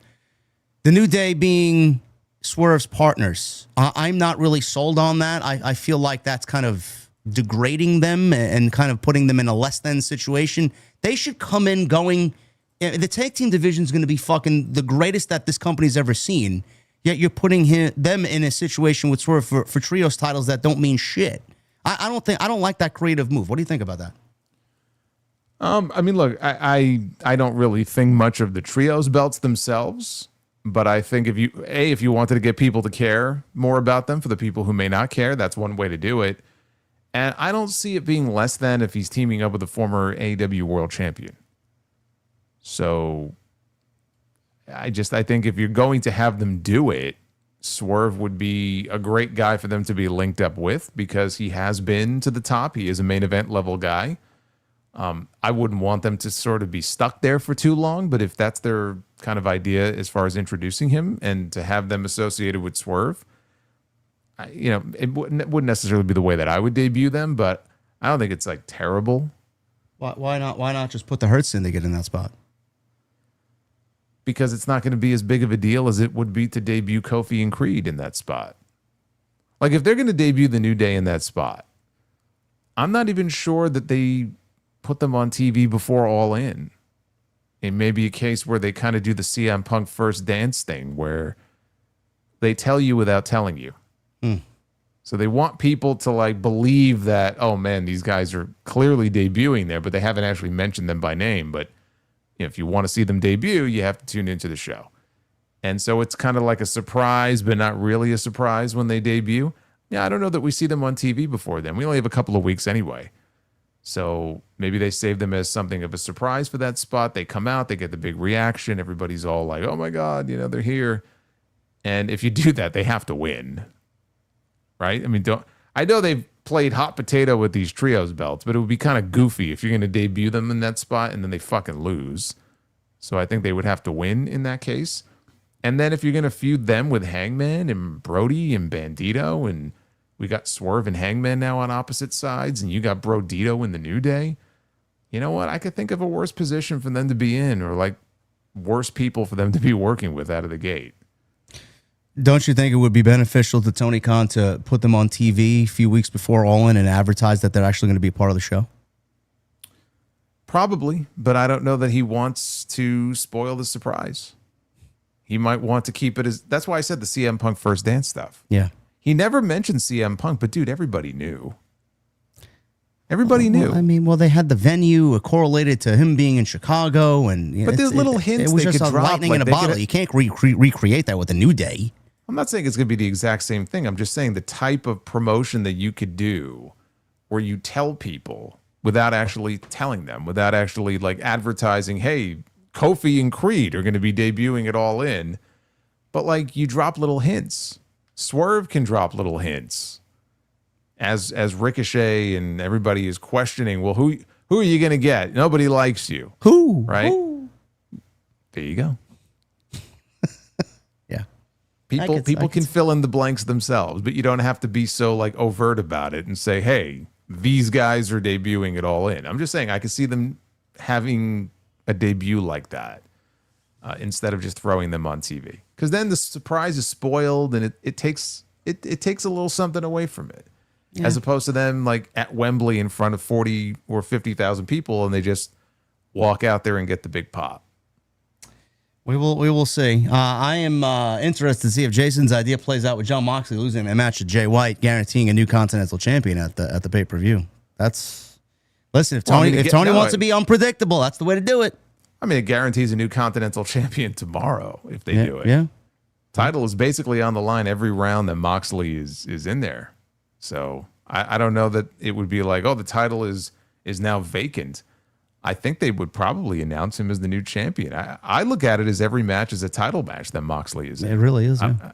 I don't know if they look at it the same way, but I'm just saying if you're going to have an upset in this tournament, there's no better place to do it than that match. Because I really did. I thought that was going to be the finals. When I saw that they were doing that tomorrow, I'm like, what the fuck? I'm like, I hope they're not just going to bounce Jay White out of this thing and just have Moxley go over on him like he does everybody else. Knowing them, they'll do Moxley and Eddie Kingston in the finals. Eddie Kingston, who prior to this tournament had, 2 matches on Dynamite this year? Yeah. Anyway, guys, that's all we got for you. Appreciate you being here tonight for episode 160. We're going to get into your super chats right now and then call it a day here on TNT. So thank you again for all your support. If you guys want to go follow Jason on social media and on YouTube, everything you need is linked down below in the description. Hit that thumbs up. We're looking at 770 likes. I'd love to get that to 1,000. We had upwards towards 2,500 in here tonight. And super chats are open and will remain open. It is the best way to support what we do here on Tuesday night. Michael Krause, $2 super chat. Join the tap room, TNT. How you know? Let's go. Yeah. As always, Michael, thank you. Tone VC, rock on, brother. $2 super chat. Thank you. Havili with a 5 and a 2. Buy, sell, rent. Favorite Undertaker Mankind match. 1996 King of the Ring. In Your House Buried Alive. Or SummerSlam Boiler Room Brawl. I'll let Jason answer that one first. For me, I would go Boiler Room Brawl. I was a big fan of that match. I am buying on the 1996 King of the Ring match. I love that match. I am renting on Boiler Room Brawl, and I'm selling on the Buried Alive. And then I'm going to buy in the Boiler Room Brawl. I'm going to rent on the King of the Ring match, and I like the Buried Alive stuff. I was like a mark for the gimmick, but I'll sell on that one. And then also with a 2, Havili says, thoughts on The Rock debut in WWE in 1996. Thank you. I thought it was goofy at the time. I thought he looked goofy. I thought the debut was just very forced. I remember not being a huge fan of it. Rocky Maivia. Die, Rocky, die. Yeah. Not that I was chanting that, but like within 2 months, the fans were chanting that. Havili with a $2 super chat. Thank you, brother. $5 super chat as well. Thank you, man. Michelle with a 2. Does Roman enlist Seth for his team at War Games? I'm not interested in that, honestly. I just don't care. What do you think? I'm gonna say probably not. That would be against everything Seth has worked for. There may be a mutual respect there. I know they fist bumped and everything, but that doesn't mean that he wants to be his partner. Yeah. In a battle like that. Caden with a 199, no message. Thank you, Caden. Bossmo Jackson with a 199, 2 thumbs up for TNT. You guys always make it a awesome show. That's what we do. Thank you, man. Thank you, Bossmo Jackson. Sidro, $5 super chat. Why watch Raw? Steph had 2 great reasons staring you in the face. She's the breast. I mean the best. Calm down, Sidro. Calm down. And OTC forgetting dates. Tribal Chief was on that Tribal Keef. Yeah, I don't know what he was on. 3 years ago, apparently, was the Raw debut on Netflix. Joseph, $4.99. JD, I got my girlfriend to watch tonight. TNT, I love your show. Yesterday, I was high when I super chatted. Do you think Dom should be in AAA? He needs off it. Well, he is on. He is on Triple A. I think he might still be high now. He is on Triple A Joseph right now. He's going to lose the title to El Grande Americano in a couple of weeks. Well, that's the thing. So he has the biggest title in Triple A, which, by the way, he's defended once this year. Wow. So when he loses it, I'm not sure, like, if he's in Triple A, like, what is there for him to really do or go for? I'm not against it because clearly he's being punished on the main roster. So I'd want to be on Triple A if I were him too. But like, if he loses the mega title, I'm not sure what it is that he really does at that point. I don't know. He'll be going after the IC title again. Same old shit he was doing last year. Also, Joseph, thank you for getting the girlfriend to watch. Hopefully, you both enjoyed the show tonight. Francis Lupin at 10 just finished last week's TNT. Been a busy week. Finished it before I went to go see End of Oak Street. Good movie. Great premise. Oh, the other Anne Hathaway movie is The Devil Wears Prada 2. Thank you, Francis. I still have to see that. I'm too lazy to go to an actual movie theater because the theater in town closed down here. But I do want to see it. I think you'll enjoy it. Bossmo Jacks with a 4-9. Now, where is Oak Street? Is there like a legitimate destination that the movies take place in? Because there's an Oak Street not too far from here. I was wondering if it was the same place. I don't think it's not based on any actual place. Oh, no? I'm sure there's lots of Oak Streets throughout the country. I think there might have been like, I think the inspiration for it might have been The Lot or something where they filmed it. There was like an Oak Street or something. But yeah. I mean, it's not. I don't think it's not based on any particular. Not any particular Oak Street in mind. Dude, you know how many fucking Oak Streets they probably have in this country? Like fucking hundreds. I know. I don't know if one was more popular or more famous than the other. I don't know. No. Bossman Jackson with 499. I'm curious to know what the thought process was behind choosing names for wrestlers. Any insight on that, guys? I mean, these days, a lot of times that they have you either change your name or they come up with one. I think they get input from the wrestler. Yeah. As far as like, okay, what do you recommend? Or is there some sort of, message? But like Mike Santana, there was a reason that he went with Cruz Montana. I think it had a lot to do with like a character in a movie that he and his dad watched. So it was kind of tied into his father in that way. So everyone has like a different reason. Sometimes they just literally just come up with something randomly. The company itself, I mean, if they come up with a name for you, my guess is that it's just probably random, right? If there's any meaning behind it, that would come from the wrestler. Yeah, Mike Santana. I mean, we've heard this from time to time. Mike Santana was something that was very personal to him. I don't know. I think they're just randomly chosen. I think the people in charge just kind of give you a list of names and you mix and choose what you think sounds best to you. Yeah, and it's very weird how some people keep their names, some people don't. Yeah. Santana just came in. He had to change his name. Zilla comes in. He's keeping Zilla. And I assume it just comes down to some people just don't want to sign their name away or license their name to the company. And so they're happy to come up with a new one instead, or they just want to come up with a totally different character. And so that's their choice. But it's very inconsistent. Some people like Joe Hendry and Zilla keep their names, and other people they don't. And everybody gets on the company for it. But I think a lot of times it's really the wrestler saying, hey, I don't want you to own my name. If it doesn't work out, I want to be able to take that name and go back on the independents or take it with me. So everybody has their own reason. Ash with a 5. Hey, guys, if the wrestling thing doesn't work out, Obafemi has a great future as an impressionist. Also, your favorite years in WWE from 2000 to current day. 2000. 2000 was good? Yeah. 2002? Mm-hmm. I mean, I have to go back and refresh my memory on what happened year after year, but the beginning of that turn of the century, yeah. No COVID Thunderdome years? Oh, no, never again. Only thing I'm grateful for during that time period is us going live and starting to go live because we had nothing else better to do. Well, what was the year that SmackDown was really cooking? Was that 2016 or 2016? Yeah, that was a fun period. That was a really good period, SmackDown.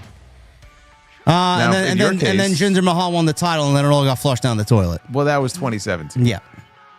But I think both of us would probably, if this counts as WWE, we would certainly have the black and gold era of NXT on that list. Absolutely. Sidro with a 20. I have a German friend who is a sound engineer. And a check 1-2. And a check 1-2. That's good, Sidro. What's the difference between an epileptic corn farmer and a prostitute with diarrhea? One shucks between fits, other fucks between shits. Wow, you really went there with that one, huh? Is he even in the chat anymore? I think he left us with jokes and then he left. Yeah, he just kind of dumped them on us, and he's like, all right, peace out. I'm very gone. shitty of you, Sidro. J-Man, thank you for the recommitment, brother. Appreciate you. Francis Loop with a $5 super chat. The preview for the Christmas movie Violent Night 2 is out, and MJF is in it. Saw the preview in the movie theater before End of Oak Street. Awesome. Yeah, I saw the preview on Twitter. I don't know how much of a role he has in the movie, but he's in there. Yeah, he was in it for like 2 seconds. Like, if you blinked, you missed it. He was wielding a weapon of sorts. I don't know. He was fighting off Santa Claus. It was so quick. Was he? I mean, it was so quick. I didn't even notice if he had a weapon in his hand. Yeah. As soon as the preview came on, I said, I think MJF's in this movie. And I waited and waited and waited. And then there was like a little glimmer of him in there. And I'm like, okay, I don't know how big this role is. Bossmo Jackson with the 199 Zilla Fatu on NXT for 8 to 10 months should suffice. We'll see. He's only 26. I mean, you guys are putting limits on how long he's going to be down there before he makes the main roster. 27 years on the main roster. He could be down there for a year or two. There's no rush, like Jason said. We all know where he's going to end up. Krana, $2 super chat. JD as Alpha 5 and Solo as Zordon. Cheers, fellas. Yeah, Zordon, Jason, is the guy in the big tube, the face in the tube on Power Rangers. Okay. And Alpha 5 is the robot that does ay. Yeah, I don't know who that is. But like, Zordon, I know. That I know. J-Man with a $50 super chat. The only two in the game that keep it real. Love watching YouTube break down what happens with news and every show. TNT for life. J-Man, thank you. Appreciate you, J-Man. I know we're not the only two in the game that keep it real. There are others, but thank you. Cody with a $5 super chat. Punk should drop Eminem's 8 Mile line. Didn't you listen to the last round, meathead? Pay attention. You're saying the same shit he said. Does Punk even listen to Eminem? He doesn't look like the Eminem type of guy.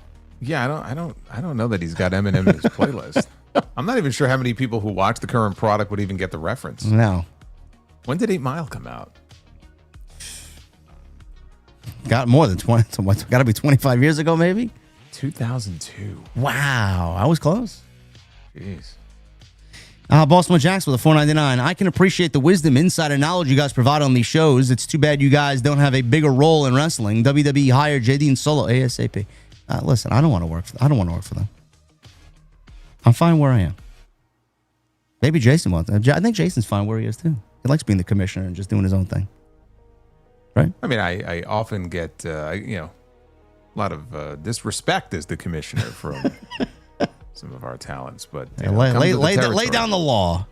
Look, you can't be friends with everybody. You got to lay down the law. This guy's making enemies every show, man. Now he's probably gonna have Darren Richardson coming after him at some point, right? It's okay.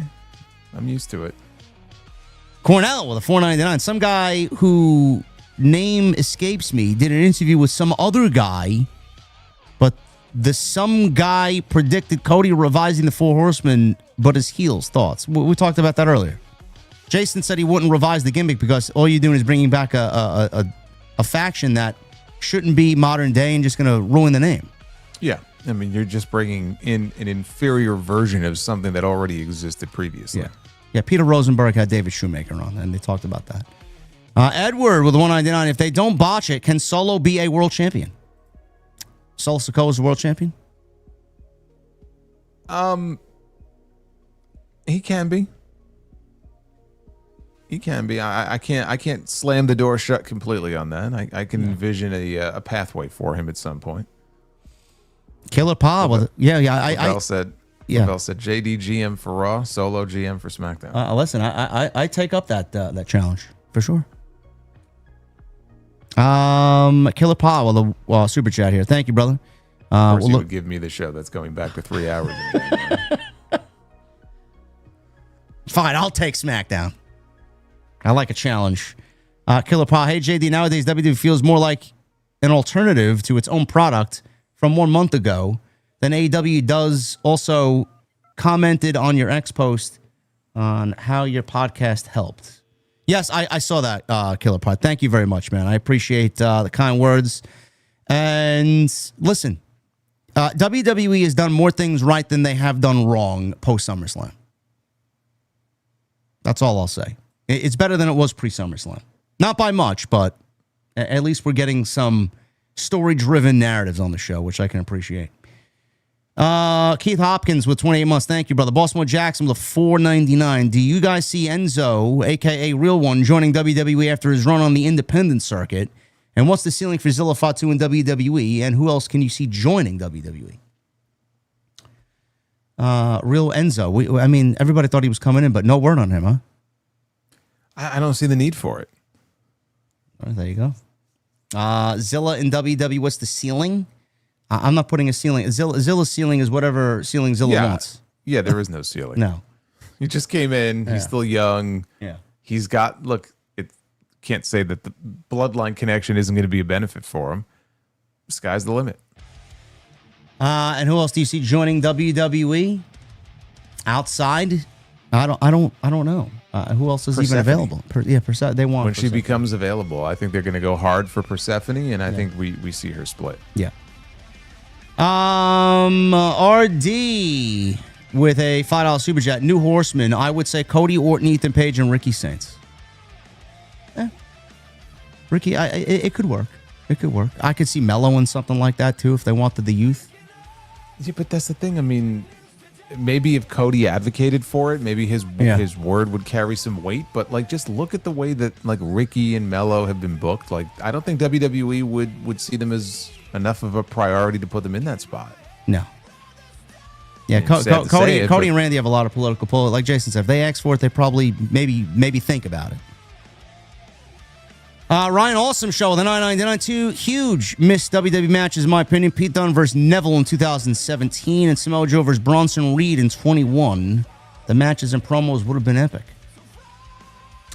I don't know where Pete Dunne is. I think what they've done to him and Tyler Bate is a fucking disgrace. Pac is better off in AEW. Samoa Joe, I can absolutely see coming back. That's just me. I don't know what Jason thinks. And Bronson, I can't wait for Bronson Reed to get back. He's fucking great. Do you think Joe will end up back in WWE? I don't. No. Okay. WrestleMess with the 20 months. Faction. Randy, Cody, Mello, and Jordan Grace. If you wanted a fourth man, Bronson Reed is the powerhouse. You want nuclear heat? Get Vince McMahon as the manager. All right. Come on, man. Like, to the point I just made. On what planet would you believe that WWE would think of any of these people to put in a top faction like this? Come on now. Imagine the current WWE creative putting Jordan Grace in the Four Horsemen nowadays. Let's put Jordan Grace and Ilja Dragunov and Carmelo Hayes and all these people we don't give a shit about. I don't mean us. I mean the company. Let's put them in the top faction with Cody Rhodes. Like, come on, dude. You're smarter than that. Russell, thank you for your creativity, bro. Cake with the $2 super chat explains the women getting DiGiorno's time in ring.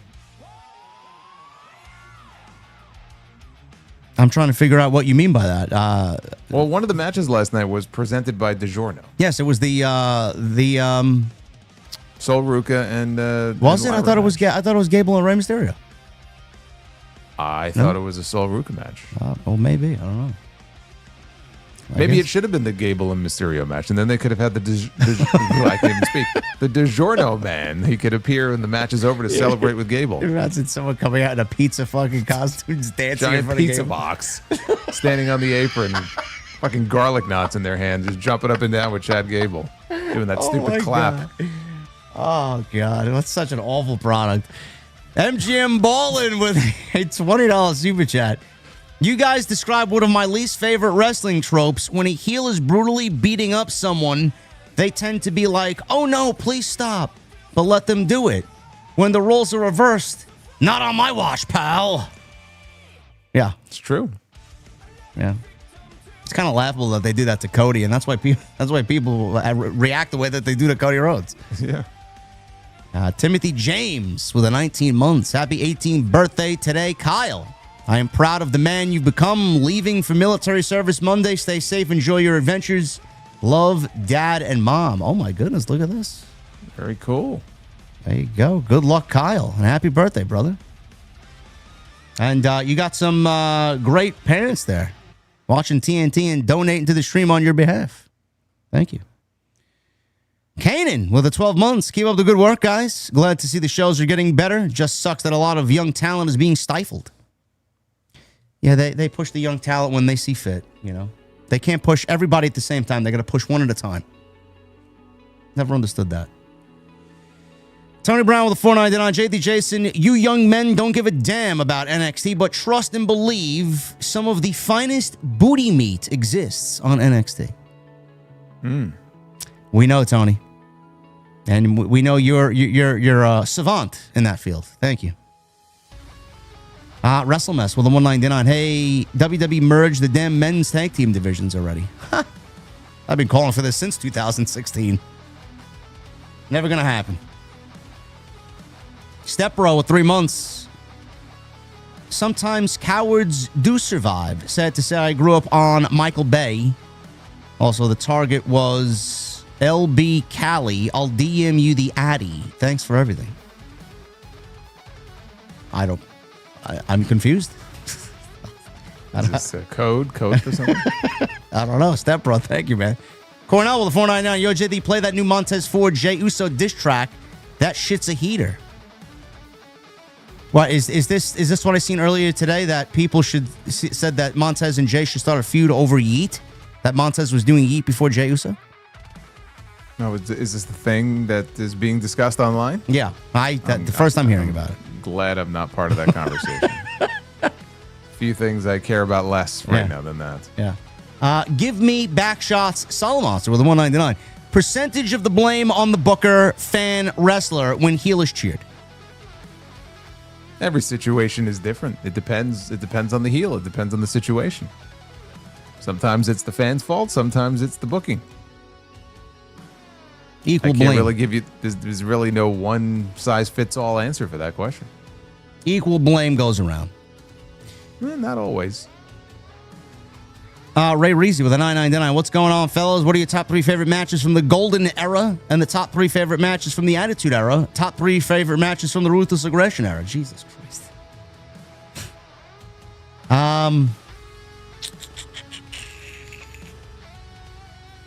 I don't know. I'd have to think about the Ruthless Aggression Era, but the Attitude Era, I mean, Austin Hart, WrestleMania, that's not even the Attitude Era. That's way before the Attitude Era.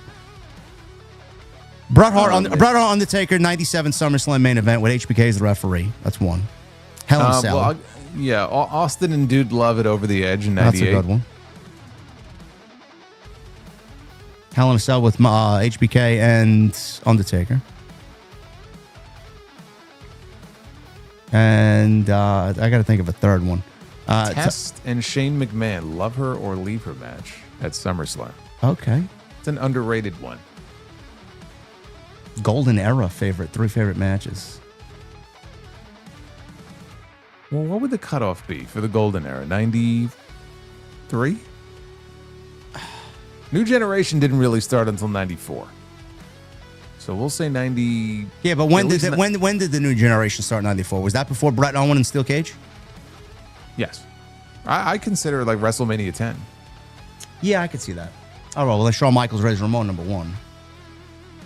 So if you're going to include 92, you want to include the Royal Rumble, yeah. Royal Rumble 92, of course. Yeah, definitely. I don't know, Bret Shawn Survivor Series? As the best of the Golden Era? No, I'm just throwing these matches at you. I'm not saying it's the best of the Golden Era, no. You just throw random matches at me? I don't know. No, I mean, look, there's a lot of fun golden era matches. You can go Savage and Steamboat at WrestleMania. You could say Hogan Warrior at WrestleMania. You can go Savage Warrior at WrestleMania. I'll throw one at you. I thought maybe you'll make fun of me, but I thought this match was actually a lot of fun, and it was over like crazy in front of the live crowd that night. Main event, SummerSlam '89. Hogan and Beefcake against Macho King and Zeus. All right, listen, that's a blast from the past. I can't hate on that. Fucking fun match. Heart Foundation and Demolition. 2 out of 3 falls. SummerSlam '90. Piper Brett, WrestleMania 8. Sure. Savage Flair WrestleMania 8. Yep. Brett Perfect at SummerSlam '91. I mean, there's a lot of different options to choose from. Yeah, man, I miss those days, man. Those are the best. Yeah, I'm more. I can give you a ton more matches from that era than the fucking Ruthless Aggression era. Laura Maestro, the 499. Great to see you guys. What is a dream match you guys would love to see with? I'd love to see barring Bret, Kurt, Punk, Austin, Sting, Taker. See you guys next stream. We said this last week. I think Rock, Shawn Michaels, or Shawn Michaels, Eddie Guerrero. Something along those lines. That would be me personally. I know. Bret Kurt is always mentioned here. Even Sting, I would say like early to mid '90s Sting and Shawn Michaels. Yeah, that would have been a great one. Bossmo Jackson with the 499. Wrestling wise, WWE style is always lacked in comparison to other companies. A lot of times the wrestling is a little weak, sloppy, less impactful, and meh. Yeah. Yeah, it's more of a fucking infomercial than it is a pro wrestling company. JD from Anime 206 with a 499 and a 199. We have Japanese lettering in the chat. I don't know what it reads. I have the power of God and anime on my side, and I love cream, sticky, slimy ramen noodles. Also, bring back Maki Ito, Tony Khan. She's my waifu. Interesting. So one of the best decisions I ever made as the commissioner was to book that Shayna Baszler Maki Ito match last year. I greatly enjoyed that. AJBZ with a $50 super chat. Thank you, AJ. JD and Salman, so you two are the only ones I listen to about wrestling. Thank you for everything. Keep up the awesome work. Take care of yourselves. You ask us what we're drinking. I ask you two. What the fuck did you two eat today? Never mind what I'm drinking. What did you eat today, Jason? What did I eat today? I had some chicken. It was chicken, green beans, and like some barley. I think it was like a barley or something. It was good. I had 2 sunny side up eggs for breakfast. Took my walk for 10,000 steps today. Had yogurt for lunch with some granola. And I had garlic chicken with lemony spaghetti from HelloFresh tonight. Meta. AJ, thank you for the 50. Thank you. I appreciate that. Meta with a 199. Has JD listened to Linkin Park yet? No. I have not. No, he has not. I have not. Cake with the $2 super chat. Whose house? Swerve's house. Yes, it is. Yeah, that's another one. Maybe we'll get some indirect or very much direct clues as to what's going on here. Hollywood guy with a 5. Were you guys a fan of the 1-2-3 Kid versus Bret Hart match? I saw it and it was great. Your thoughts, guys? Oh yeah. Yeah, one of the best matches in Raw history. Loved it. Adam ZT with a $1 super chat. Thank you, Adam. No message. Captain Solo with 5. Who deserves the WWE Hall of Fame induction the most out of these 3? Marty Jannetty, Bob Holly, or Al Snow? I'll let you go first. Marty Jannetty. I was going to say Marty Jannetty, but I wasn't sure what you were going to say. The Rockers were great. You know, if Jannetty wasn't the way Jannetty was, and he kind of stuck with it, yeah, who knows where Jannetty would have been? I was going to say Bob Holly, but I'd probably go Jannetty. I mean, he was his own worst enemy, but yeah. I will say Jannetty. Yeah. Poor guy. I mean, to this day, in 2026, yeah, fucking Grayson Waller a few weeks ago, still using him in a promo. Like, yeah. His name is still being sullied to this day. Meanwhile, He used him in a Jannetty. He used Jannetty as a reference. Meanwhile, the guy he was teaming with is tag team champion. Yeah. I don't know, making man. out with Maxine Dupree on television. Yeah, it's such a terrible spot for him to be in. Ray with a $5 super chat. Should the Continental title be rebranded as the AW Pure title and adopt pure rules so it's just not another mid-card title? No. No, no. I would rather just get rid of the fucking belts. Yeah. I was never a fan of the pure rules. I think it's just lame. But I mean, it's better off just being kept as something that's unique to Ring of Honor. All things being equal, I never thought there was a need for a Continental belt. I don't think there's a need for a Continental belt, international belt, national belt. Well, but specifically the Continental title is completely unnecessary. We will see. We'll keep an eye on that. Don Stoney, the 5. Shout out to Don Tony Wrestling Soup Spitball Media. And as always, rest in peace, Kevin Castle. Absolutely, Don. Thank you very much for always being here, brother. K. Luke drops a 50 bomb. No message. K. Luke, you're a fucking beast, bro. Every stream just donates and just has a drink and leaves. Love it. Ray with a 5. New Horsemen would be worse than the new Midnight Express. I'm sure Cornette would have tons of content if there was a new Horseman. Which, funny enough, was Bob Holly and Bart Gunn. Yes. Furious Nation with a $10 super chat. What's up, JD Solo? Had a great birthday weekend. Now 30 years old. I feel the best is yet to come. Also, screw the people who called CM Punk washed regarding his promo on KO from SmackDown this past Friday. Who's calling him washed? There's always people throwing comments around like that. Yes, so washed. He had the match of the year in WWE WrestleMania with the biggest guy in the company. So washed. True Individual, the 5. Where do you see Bianca Belair and Naomi once they return from maternity leave? Well, hopefully Naomi picks up where she left off on Raw. Yep. As a heel. Yep. Because she was great. And Bianca will be back as a babyface probably on SmackDown. I could see them waiting for... I would love to see Naomi back before the Rumble, but I could see them doing Naomi in the Rumble. Furious, thank you, brother. Also with another 10. Which death in wrestling hits the hardest? Eddie Guerrero, Bray Wyatt, or Hulk Hogan? Also, if not for Phil Aston, do you think the wrestlers that died young in the 2000s would still be alive today?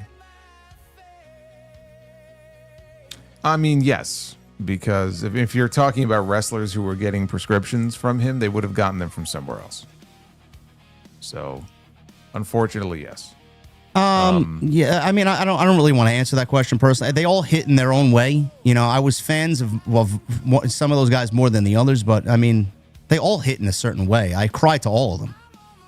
I remember, obviously, Hogan, because it's our childhood. So, I mean, that one was the most shocking and just like, well, Jesus Christ, man, it's like a part of you is leaving because you watch these guys for so many years. I was on a plane to All In for the first All In at Wembley when Bray passed away. And Jesse texted me on the plane, Bray Wyatt passed away. I'm like, what? So I go to Twitter and I see all the stuff with Bray. And then Eddie Guerrero. I mean, when Eddie passed away, what were you doing? It was on Monday night when they announced that, right? When they did the whole thing for him? The whole 10-bell salute? No, I believe it was over the weekend. Did they have like a 10-bell salute for him? Because he had a match on SmackDown that Friday, I think. And I believe they were taping SmackDown that Sunday. He was supposed to be in a championship match. And because I think he died. Didn't he die on a Sunday? But Jason's looking that up. Yeah, they all hit in their own way. Yeah, I cried for all of them. November 13, 2005. November 13, 2005 was a Sunday. Yeah. And then they would have had the tribute on Raw the next night. Yeah. JD from Anime 206-499. I said in Japanese, fake JD and Solo never give up. JD doesn't donate to himself. Other JDs donate to him. Oh, interesting. Thank you, JD from Anime 206. NM with a $2 super chat. Rumor has it John Alba also eats corn the long way. That's he's a very talented guy then. Thank you, NM. Furious with a $5 super chat. Also, I don't know if I should say this, but my grandmother might have skin cancer. Keeping her in my prayers and watching you guys keeps me going. Well, hopefully she does not have that. Hopefully not. We are sending positive thoughts. Positive thoughts and prayers, brother. And we'll end with this. True Individual, the $5 Super Chat, had a great birthday weekend last Saturday, 36 now. What wrestling segment or moment that will always make you laugh? The Shockmaster. The Shockmaster? Never fails. Never fails. I don't know. What was the one? What do you mean? You sound like you're surprised. No, I'm not really surprised. I mean, I wouldn't like pick that one as a laugh out loud, like ha ha ha, funny. How is that not laugh out loud? Have you ever seen the Shockmaster? I have. I don't believe you have, because if you did, then you would understand why it was so laugh out loud funny. Dude, the guy's fucking helmet went flying off his head. If that isn't laugh out loud funny, I don't know what is. Yes, I'd have to think about what really just fucking broke me down into tears. I don't know. I don't know about tears, but I'll throw one more at you. Tea Time with Santino. I don't remember that one. It was a segment. I'm pretty sure they were in the UK. They had a tea time segment where it was tea, and it was Santino, Sheamus, and Vladimir Kozlov was there. And he was Santino was serving tea to Sheamus, and his hand was shaking. He was so nervous, and he was talking about how it looks like your milky white skin. And Sheamus was doing everything in his power to like not laugh. He was like going like this with his chin, like all these little. These little tricks that you do when you don't want to laugh. And I was like, oh man, this is too much. So that might not have been laugh out loud, but that was a genuinely funny segment. True Individual, thank you, brother. And thank you to everybody that chimed in with a super chat tonight. We really appreciate you guys. We're looking at 850 likes. If you can be so kind to hit that thumbs up, try and get that as close to 1,000 before we get out of here. Thank you for a great 160. And as always, until next week, I'm going to leave this guy to sound us off for another great Tuesday night. So a couple of things. Number one, best wishes to the Doctor of Style Slick, who had a heart attack this past week and underwent open heart surgery, and I believe he is in the ICU recovering. So best wishes to him. Slick was one of the more colorful characters from that golden era we were just talking about as far as managers. Yep. So best wishes to him. And completely unrelated to wrestling, I don't know if you saw this, but did you see the new Avengers Doomsday trailer? I have not. I heard you say it was great and that you got a lot of catching up to do. I have not seen it yet. Yes, you really should check that out. Like I got goosebumps watching that. All right, I trust you. I will have to check that out. Really, really good. Guys, thank you very much. We will see you right back here with episode 161 of TNT. You guys know where to find us. We'll be live for Dynamite tomorrow, and then Friday's big SmackDown with Kevin Owens and CM Punk. And then if you guys want to follow Jason on social and on YouTube, you know where to find him. Link down below for everything you need in the description. Until next week, guys, thank you for a great week. We'll see you right back here with more on TNT.